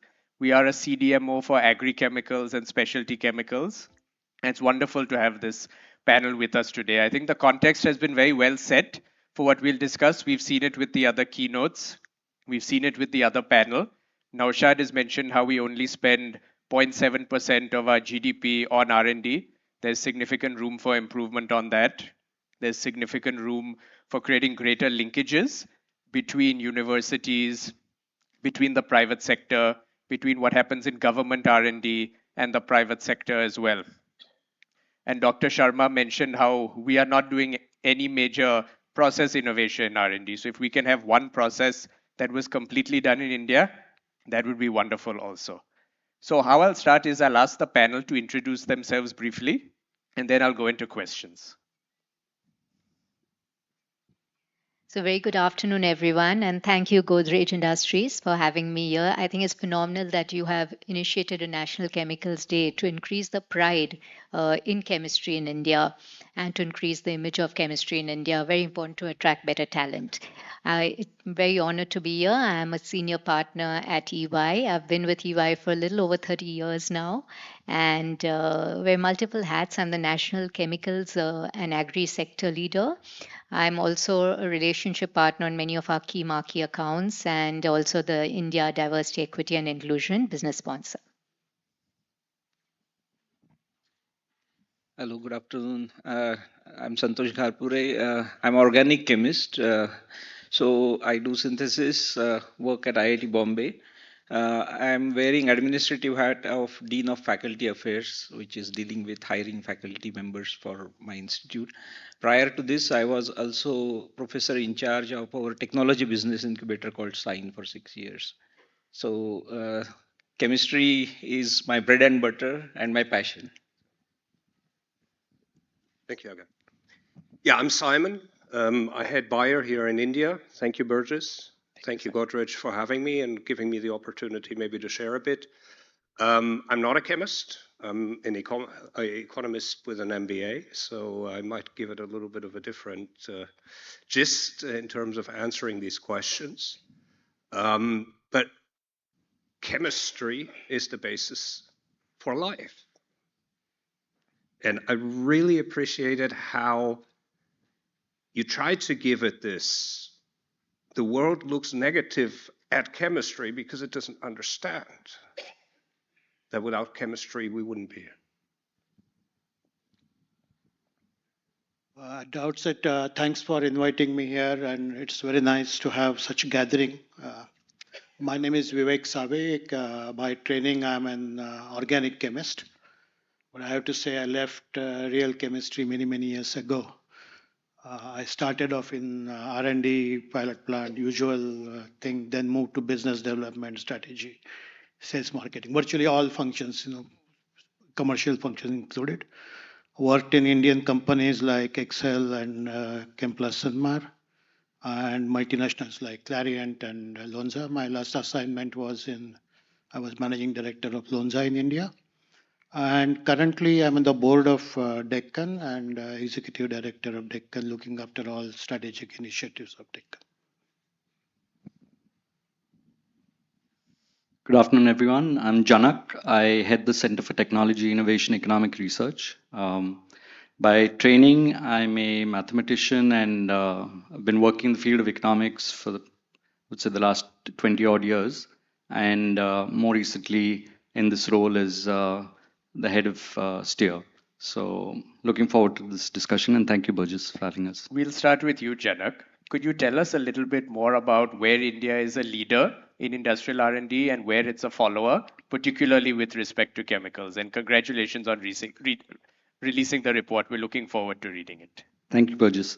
So let me start with what this report really touches upon. We've tried to, as I mentioned, look at various sectors.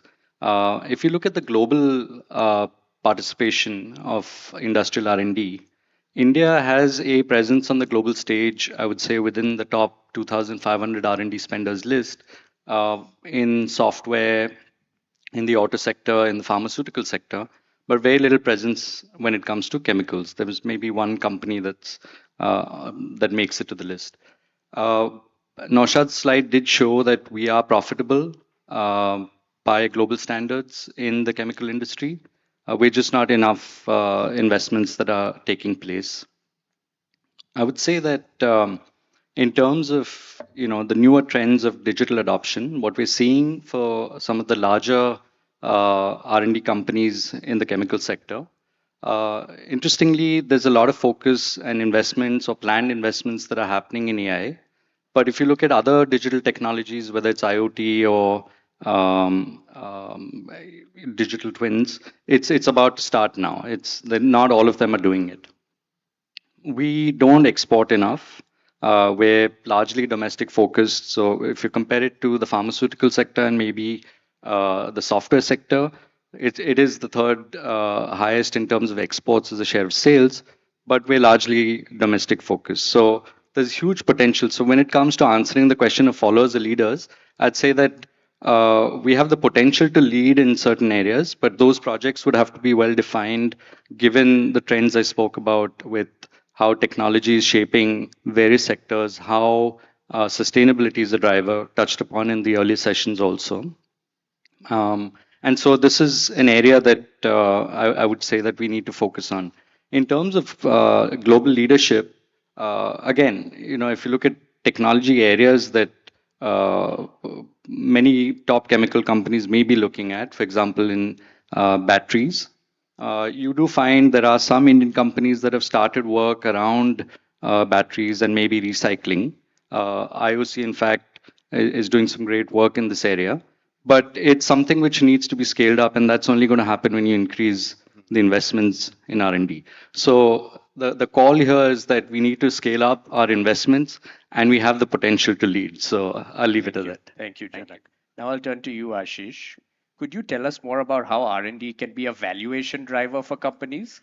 We often hear about how it's a compliance lever, cost lever. There are different benefits for doing R&D for companies. But how can companies scale up their valuation through R&D? What are some examples you've seen, and what recommendations would you have for companies? Sure, thanks, Burgess. So actually, I would say that yes, for a long time, R&D was more of a compliance driver, QC and so on, or even environmental requirements and so on. Equally, cost because you got tax benefits, right? So 35(2)(ab was like the reason many companies had R&D centers in India. But I think, with every adversity, I think the best part about Indian promoters, we've risen up. And it's not all doom and gloom as it sounds, I would like to say. So when COVID struck, right, and supply chains got disrupted and so on, we've seen a lot of companies realize the importance of becoming more self-sufficient, to backward integrate, to look for those areas where we could look at filling in the gaps of import substitution and so on, or even become much more sustainable in their practices. And hence we are seeing a lot of innovation now coming up. You are seeing companies investing in R&D, whether it's the big daddies or the Reliance, Tata groups, and so on, or equally some of the mid-sized companies. If you look at Epsilon Carbon, you look at Aquafarm, you look at Galaxy Surfactants, Clean Science Technologies, Ami Organics, Anupam Rasayan. So several companies who are now really stepping up on R&D to come up with new innovative products and seeing the difference in their valuations and so on. Equally, there are companies who are starting to now collaborate with some of the institutions, not necessarily setting up their own in-house R&D centers, but equally collaborating. Sustainability is demanding that too, to see how can we have more green chemistry. If you're part of the global value chain, how do we make sure that we are much more sustainable in our carbon footprinting, because it adds up to someone else's carbon score. And then I would say, per se, innovation, right? I mean, if you look at now electrical vehicles being the norm, and I think you just spoke about that too, that, electric battery chemistry, or if India is coming into semiconductors and electronics in a big way, can we get into the electronic chemical space and so on? So I think there are many drivers that are now changing that, and it's impacting the way, therefore, valuations are also emerging for those companies who are doing things differently. The good news is, the world sees us differently, interestingly. If you see, a lot of multinational companies have global R&D centers in India. You look at BSF, you look at Dow, all nearby, not far from where we are sitting today. And then there are some, of course, even down south or in Gujarat. So there is talent that is being recognized globally. I think it's now time for the Indian companies to step up and really, harness the potential that exists, because the Indian brains can do wonders. Thank you, Ashish. Now I'll turn to Vivek. Deccan is a leading Indian CDMO. So how does R&D result in that? How have you used R&D effectively to get to this leadership in custom synthesis and process manufacturing?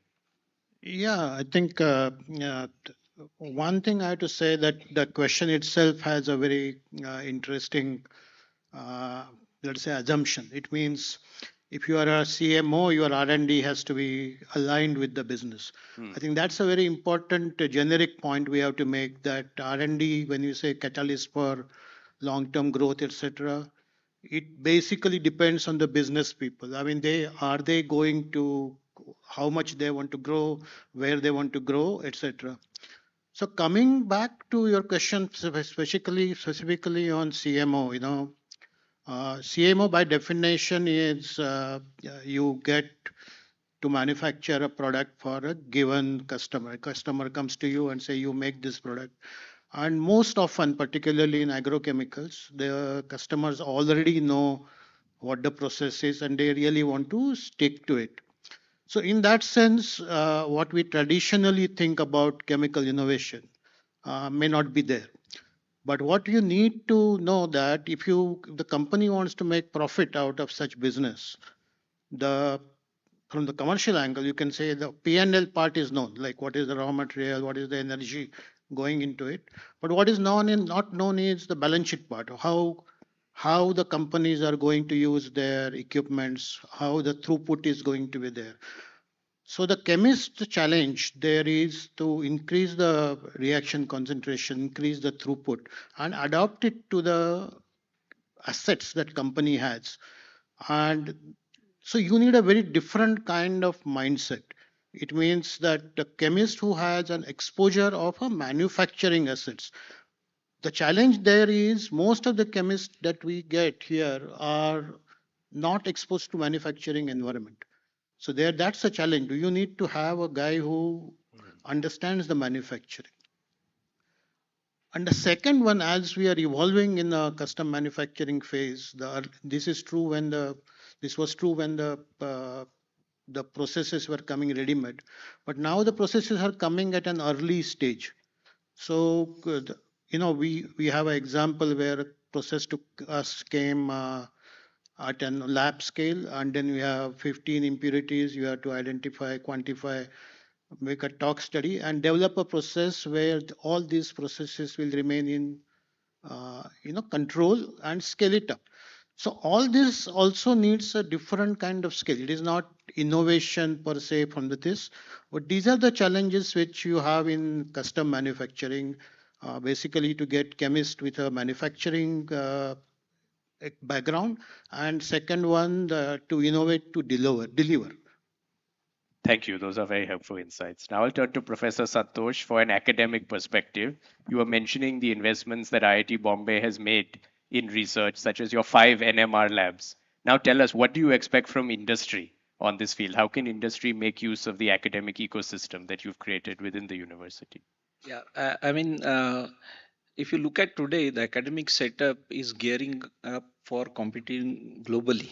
I mean, I can say that just the list that we are talking about, our Indian industry is, trying to be in the top. Indian academia is also trying to be in the top.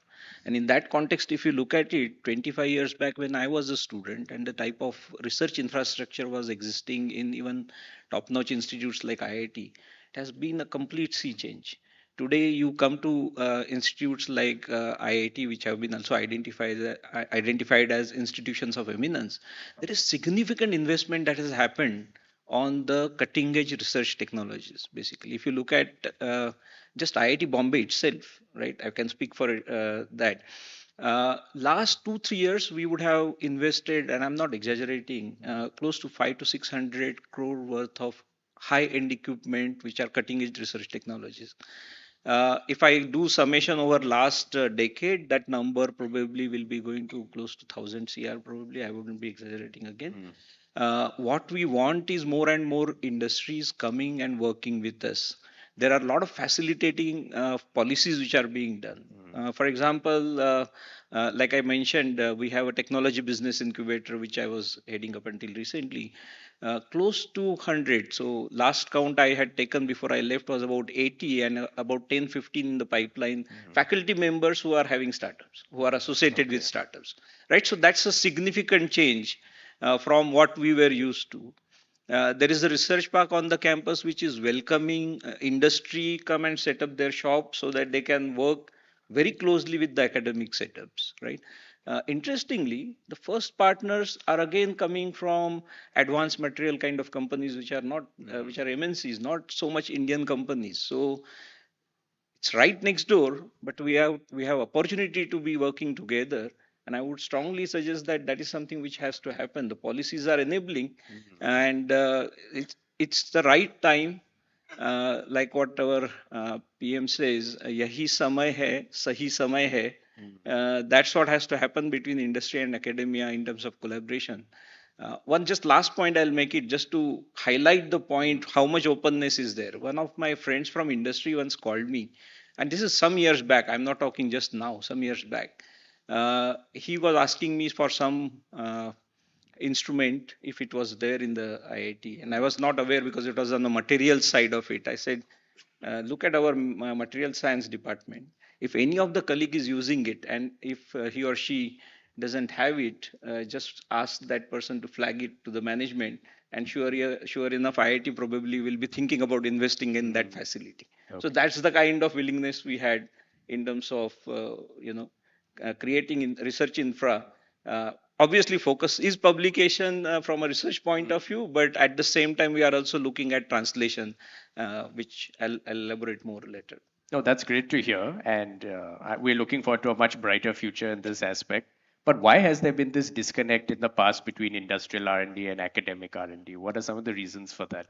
Just so that we understand that. Yeah, that is something which has, I mean, being a chemist, I can see the culture that we were brought up in, right? In general, barring few bright exceptions that we saw in the morning, Professor Sharma and likes, who have worked with industry, generally we are quite comfortable working in our silos, guiding our PhD students, publishing papers. That's how the culture has been in sciences typically. I mean, it's a thing which requires change. I'm not thinking about what we could have done. I'm thinking about what is happening and what more can be done. It's a bit of a cultural issue. There is a trust issue probably. Generally, what academia thought industry will be looking at is only projects which will spin out in the money form of it. And that was making money was not considered to be a good thing in general in academic setup, right? But not anymore, not anymore. And I think that is changing very fast, where we are encouraging research coming out of the lab, going to the market, either as a tech transfer to the companies where co-developments are happening, and more of it has to happen, or even coming out as a startups. So faculty members starting their companies based on the tech that they are developing in the lab. Okay. So that's a change which is happening, but you are 100% correct that the trust issues probably were one of the reasons, is what I would think. Right. Thank you. Well diagnosed. Now I'll turn it to Simon. Bayer is a leader in R&D. Of course, there's the very sophisticated agri-chemical division within Bayer that you're part of, but even other R&D centers as well, the whole part of Bayer as a conglomerate. So tell us more about how India fits into Bayer's plans.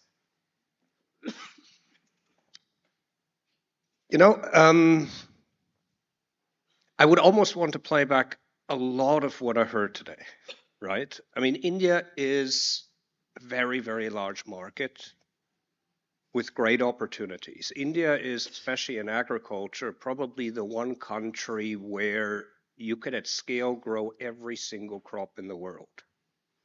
But what's painful is India is not a basic research target. India is not a basic research target. Because despite of the market size, usually the risk of R&D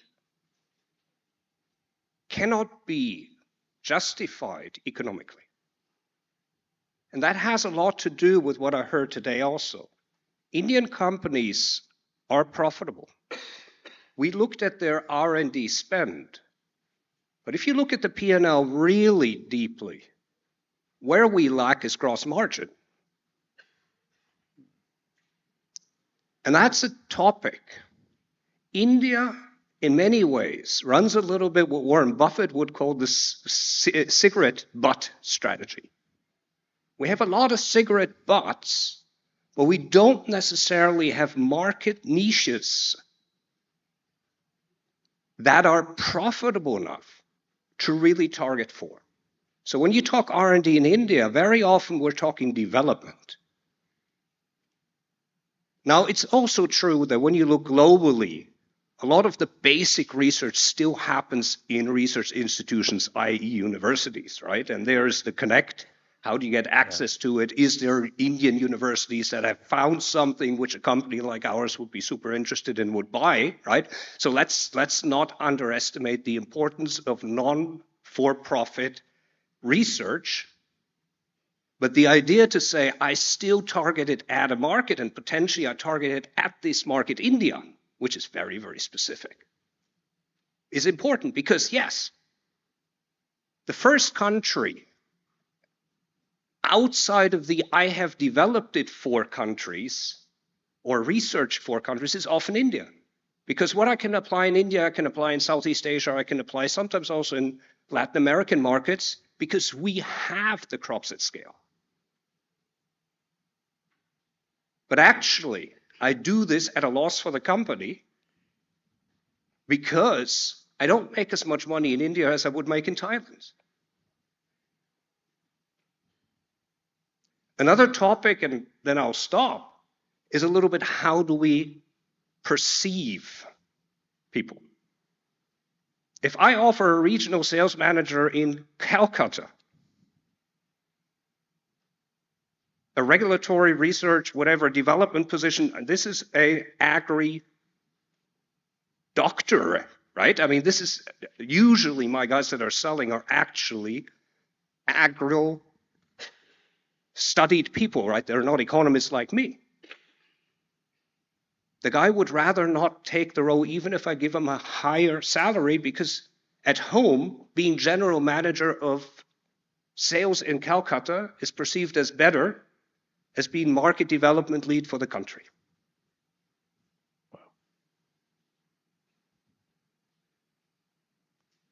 Thank you. Those are very helpful insights, particularly for us in the agri-chemical sector. Now I'll turn to Janak. You've written a lot about multidisciplinary collaboration. Could you tell us more about why it's important and why it's not just a buzzword that people throw around?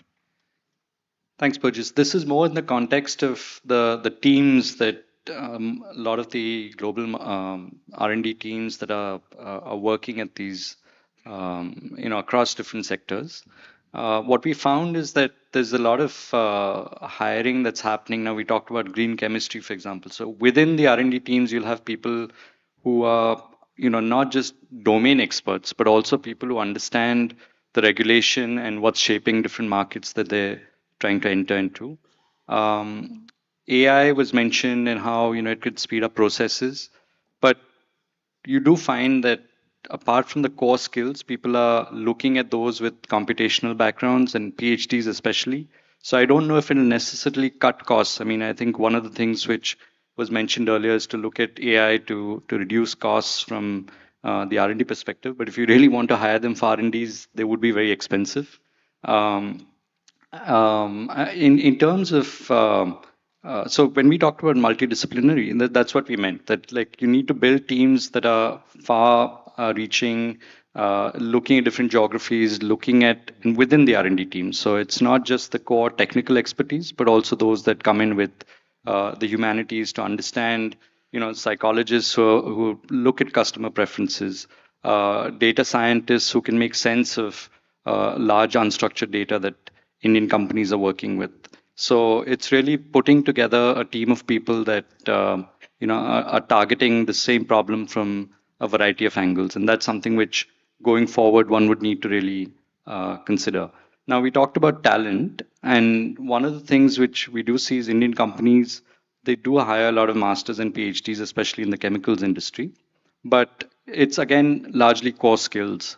It's not, you don't see job adverts where they say we want the core skills, but those that come with data science, expertise, etc. So the whole point of this exercise was really to urge companies to start thinking differently and looking at building teams that bring in a variety of experience and expertise within R&D itself, because that's going to shape.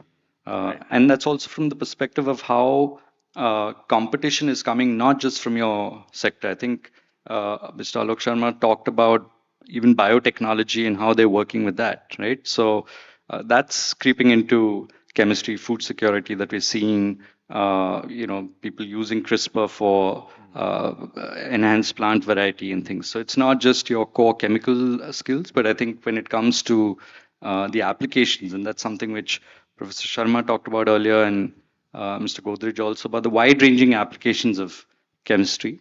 I think you'll need to look at not just what's happening within your particular domain. I think the gentleman from BCG also mentioned that, but it's really looking at the wide applications that's happening across sectors. So, and that would need not just chemists, but also those who have other expertise. Yes.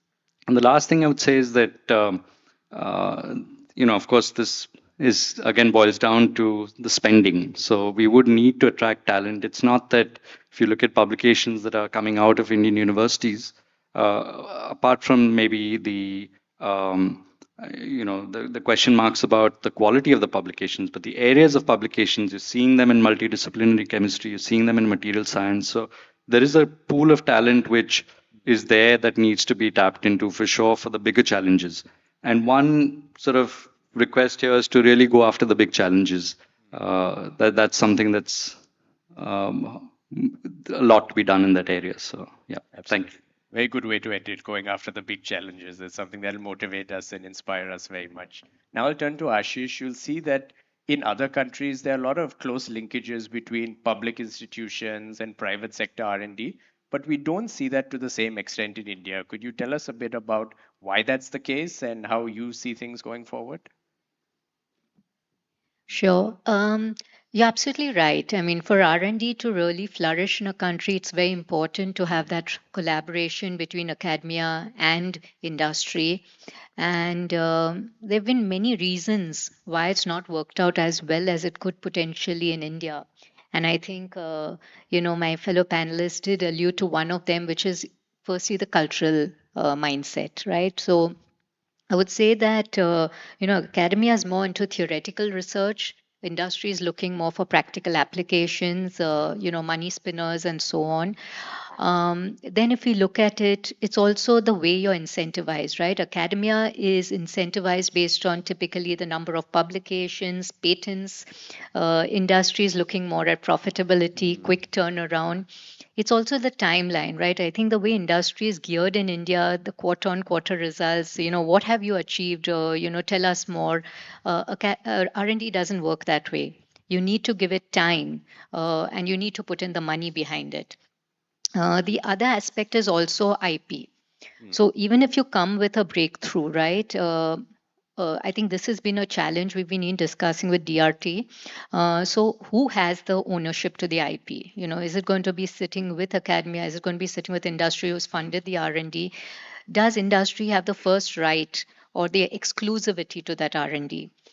Because if not, why would I put in that money? Right, so that these are aspects which are very practical and need to be addressed for this collaboration to work as effectively as it can. And we all know the benefits will far outweigh, but these are some of them are trust factors, and some of them are, I think, will need some policy intervention to make it a success. No, thank you, Ashish. I particularly liked how you said we do have a very short-term mentality at times, very much focused on quarter-by-quarter results. And now that's a very good segue to turn it to Vivek. R&D does have a very long gestation period. You do have to be very patient waiting for results. So how do you build this cultural mindset within the organization to be patient, to look at the long term rather than be focused on the short term? As I said in the first question also, the R&D head or R&D director doesn't decide the long term or short term. It essentially comes from the management of the company, whether the company is really looking long term or they are focused, like you said, quarter to quarter basis. I think when you are managing a company, I think you need to look at quarter to quarter. You can't say I will look long term and not quarter to quarter. I will also have to look at what happens in the year, and I also have to look at 3-5 years. So we need to have essentially 3 caps, and the same caps also go to R&D. We R&D manager cannot say I will deliver you long term fantastic product which will give you millions of dollars after 5 years, and not deliver the improvement or the quality product this month. So the R&D also need to kind of develop a mindset which is your long-term programs, like slightly going on a macro view. I mean, if you go back to industries like say 50 years ago, the Europe was the driving force. The Lonzas of this world were the Rolls Royces of technologies, and then the innovations happened, but they were incremental. And all this went to China, where they put up a lot of capacities, they absorbed the innovations, and then slowly it does come to India. I mean, if you look at 15, 20 years ago, the Indian chemical companies were very small. And now there are companies which are 300 million, 500 million, even $1 billion pure chemical companies. So they have the financial muscle, technological muscle to invest into long term. And also there is no way to survive without investing into long terms, because if you don't invest into understanding the catalytic processes, the flow chemistries of this world, if you go at China, I think they are not just putting capacities, they are innovating.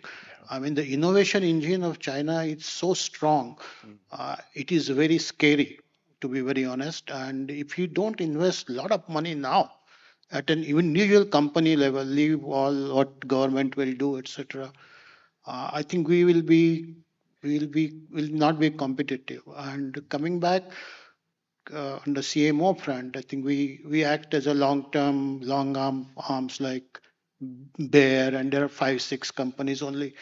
So we are a trusted partner for them, and they not only expect us to produce products for them, but also progress in the technological advances and remain competitive at a global level. And when I say global level at this point of time, I'm saying competition wise China.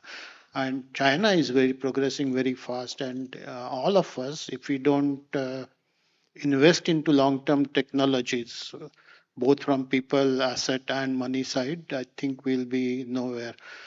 And the third small point that Amit mentioned in his presentation, it's not necessarily that you have to go reinvent everything. I think there is a acquisition partnership with what is happening in the mid-sized companies in Europe, and Japan also can be looked upon for giving a long-term view of the technology. No, thank you. That's really helpful. We definitely need to think more about how China has reached to where it has and what we can learn from them. Now I'll turn it to Professor Santosh. India has very high amount of chemical research output, but if you look at the patent filings, it's low compared to other countries. So what's your assessment of why that's the case and how can we improve that? That's a very correct observation. Slightly changing, it's slightly on the upward curve in terms of patent filing is what my impression is, but it needs to ramp up significantly. Part of the reason, again, I will attribute to is that the focus on publication and not enough interaction with the industry, where we will be looking at not just the innovation for the sake of knowledge creation, but for the utility or impact in the market, impact in the real life. So if that collaboration starts happening, I clearly see that there is a possibility of more research happening also on the patentability side of it. So wherever that interaction has happened, I clearly see that mindset change happens. I mean, I can give my own example. First 10 years of my career, I was largely focused on the publication part of it. In the second decade of my research, when I started interacting with the industry more, I do start patenting again, right? So that interaction does bring in, the cultural shift in your mindset shift, basically. Because I was trained to publish, and then now I'm also trained. I have trained myself again while working with the industry to also look for opportunity where I see a possibility of a patent coming in. So this shift is happening, and reason for that is we are not emphasizing this training in our students. For example, we talk more from a fundamental point of view, less from the in-field application point of view. So when we are able to suppose incorporate more industry interactions in our training programs, maybe that shift will happen even more significantly, because industry values patent, industry values knowledge, which is going to be making an impact, and rightly so. whereas academia has been focusing purely on the innovation. And I think there has to be, it's not either or. In fact, in that context, I feel that when we are talking about this interaction, quarterly results are very, very important. And I see that point. We do progress review for our students every year, if not every quarter, right? But problems which could be of long gestation, if they are part of academia industry collaboration, I clearly see that there could be a more open dialogue. In terms of IP protection, believe me that there is a lot of openness in today's academia. At least I can say higher education institution, when they work with industry, what you mentioned about right of first refusal, if there is a development or patent coming out of industry supported research, those kind of activities are indeed permitted in our system today. Co-creation is possible, collaboration is encouraged. One needs to think from that point of view. Maybe a quick here and now R&D can be done within in-house in the industry, but the ones which are looking at a slightly longer term, which may be impact from a company point of view, even I'm saying, in a medium term, what we would call it like a year or two, even that can come in academic collaboration. I think there is a good possibility where this scenario of publish only and no patent in academia also will change, because the moment people start working in industry, in academia, they realize that this is an important facet. So that will bring in the change, I think. Thank you, Professor Santosh. That's very helpful. Now I'll turn to Simon. Simon, you mentioned the problems in doing R&D for India, given the low gross margins for products, but at the same time, India has so much strength in being able to, produce pretty much every crop at scale. How is R&D being thought of at the buyer level with India in mind, and what specific aspects of R&D do you think India can serve buyer and other multinational companies well? It's really a good question, and I'm struggling through that a little bit because it is sometimes hard to explain, right? I mean, you look, we have 44 million hectares of rice. You would be sitting here and saying this should be a global research target. Yeah. So it's not scale that's the problem, right? But one of the topics, and I mean, my corporate PR would probably ask me to follow up on the patents and IP protection, etc. But honestly, it's gotten a lot better. Yeah, there's some fundamental discussions which do hinder, which is a lot to do also with rights on plants and a lot of things which I see also merit in discussing. But I think one of the fundamental problems that I'm perceiving is, were we as a country to promote the typewriter, we would not have the IT industry we have.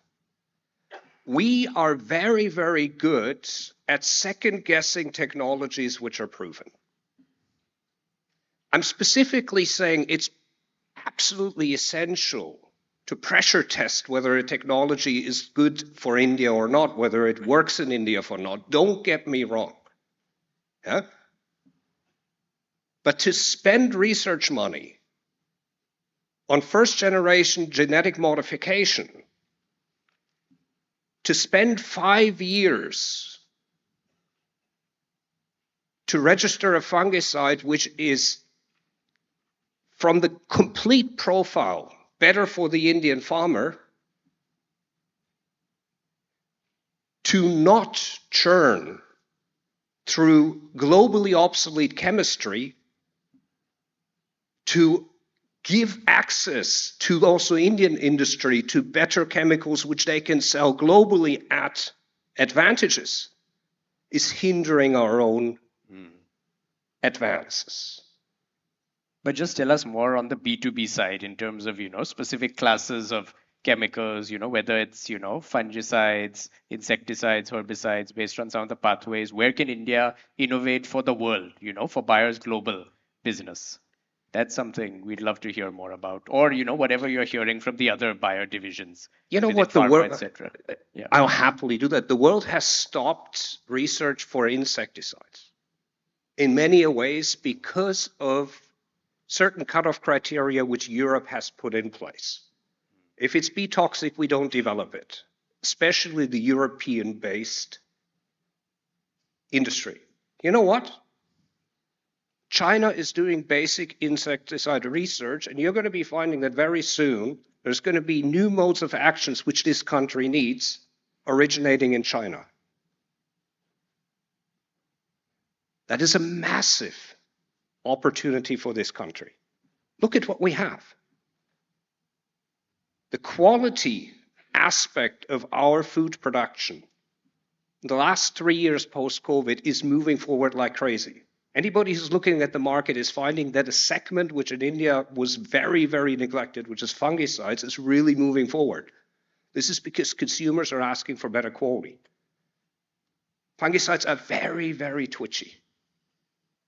Basically, what we do is we reuse the fungicides which have been developed for wheat and soy and some citrus crops. Now, if you look at mangoes, it's very hard to produce mangoes. Mangoes is a huge value chain across all of South Asia and Southeast Asia. If an Indian company were to develop a TRIPS product, I tell you what, it'd be a killer. The issue is you would have to have the guts to price it properly in India to recoup those investments. And that guts is something I struggle to see. Do you have a better chemical process? You do. It's not hard. I mean, if somebody for 30 years has been producing the same active ingredient in the same plant, by the way, it's not so hard to produce it cheaper.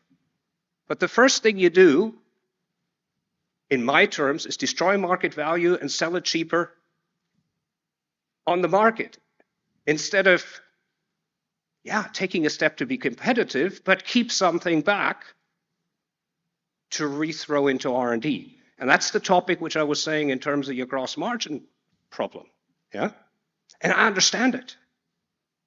I fully understand it. I've been living 7 years in this country, right? I'm not a fly-by-night. The potential of Indian farmers to pay is different than American Midwest corn farmer. Everybody knows that. That's not what we're debating.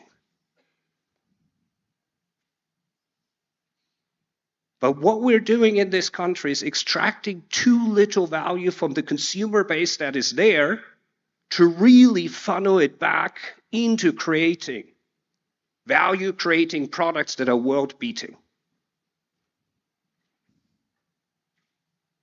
And to the Mittelstand discussion, at this point, without having the exact data, but I'm sure some of you can find this, 30 to 40% of these Mittelstand companies which are currently being sold are being bought by Chinese companies.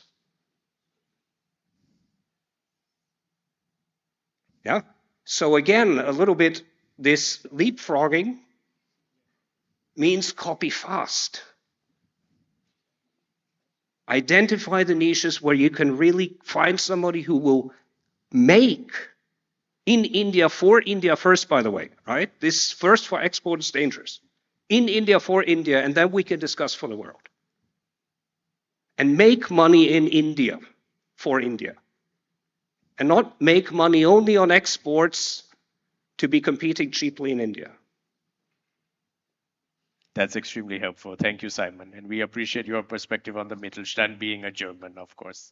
So unfortunately, we're out of time. I would love to have talked more with the panel, but we'll keep it at that. Thank you very much to all of you for your time and your efforts for this.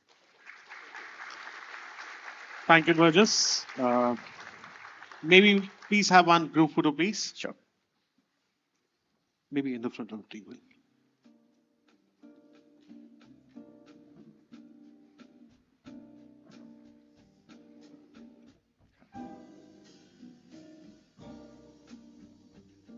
Forward. Okay.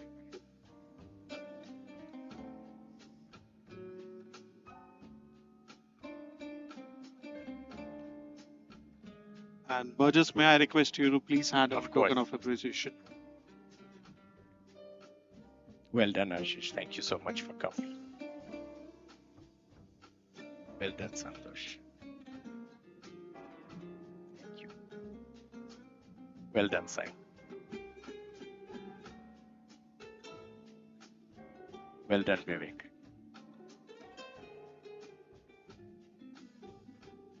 Thanks so much, Janak.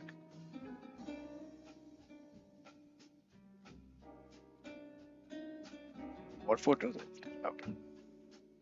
They're taking my photos. So wonderful. Okay. Thank you so much. Thank you. Thank you, Ashish. Thank you, Sakrish. Thank you, sir. panelists. And may I now invite Dr. Kamlesh Phondekar, Head R&D of Godrej Agrovet, on stage for his closing remarks.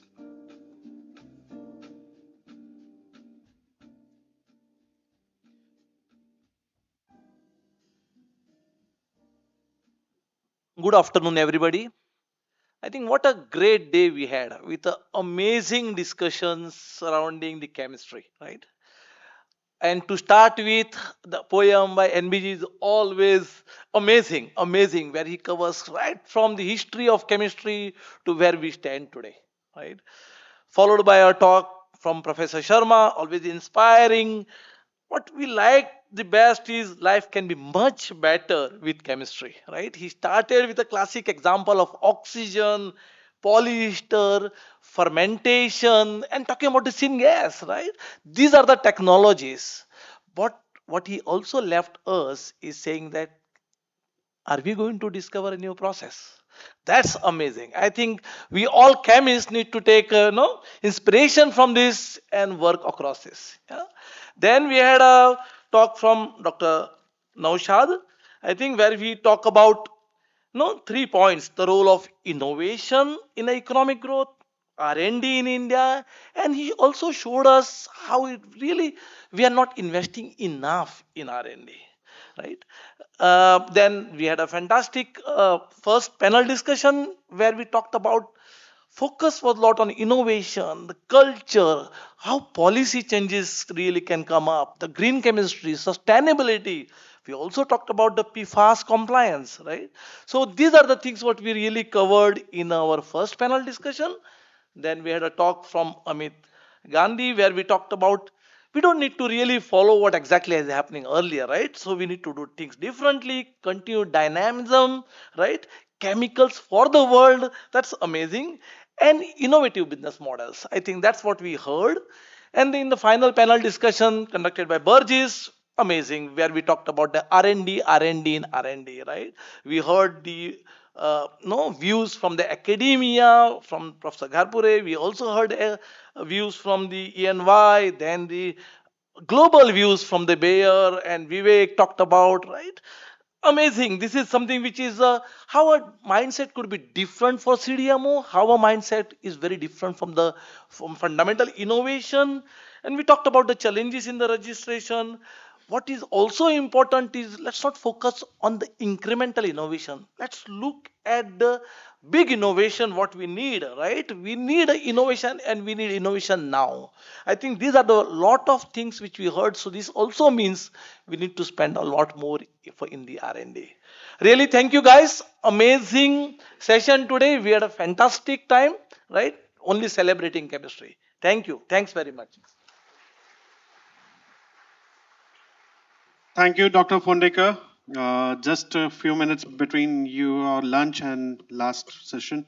So before I send you off, I would like to take this opportunity to thank all the team members who are involved in putting up this event, starting with Deepak Katke, Shreya Singh, Ayumi Rajlingam, Nitin Shimpi, Ankit Pendekar, Tarun Surya, Maharshi Sharma, the admin and the facilities and the security teams for the support, Team Alar for the wonderful meal that is waiting for us outside.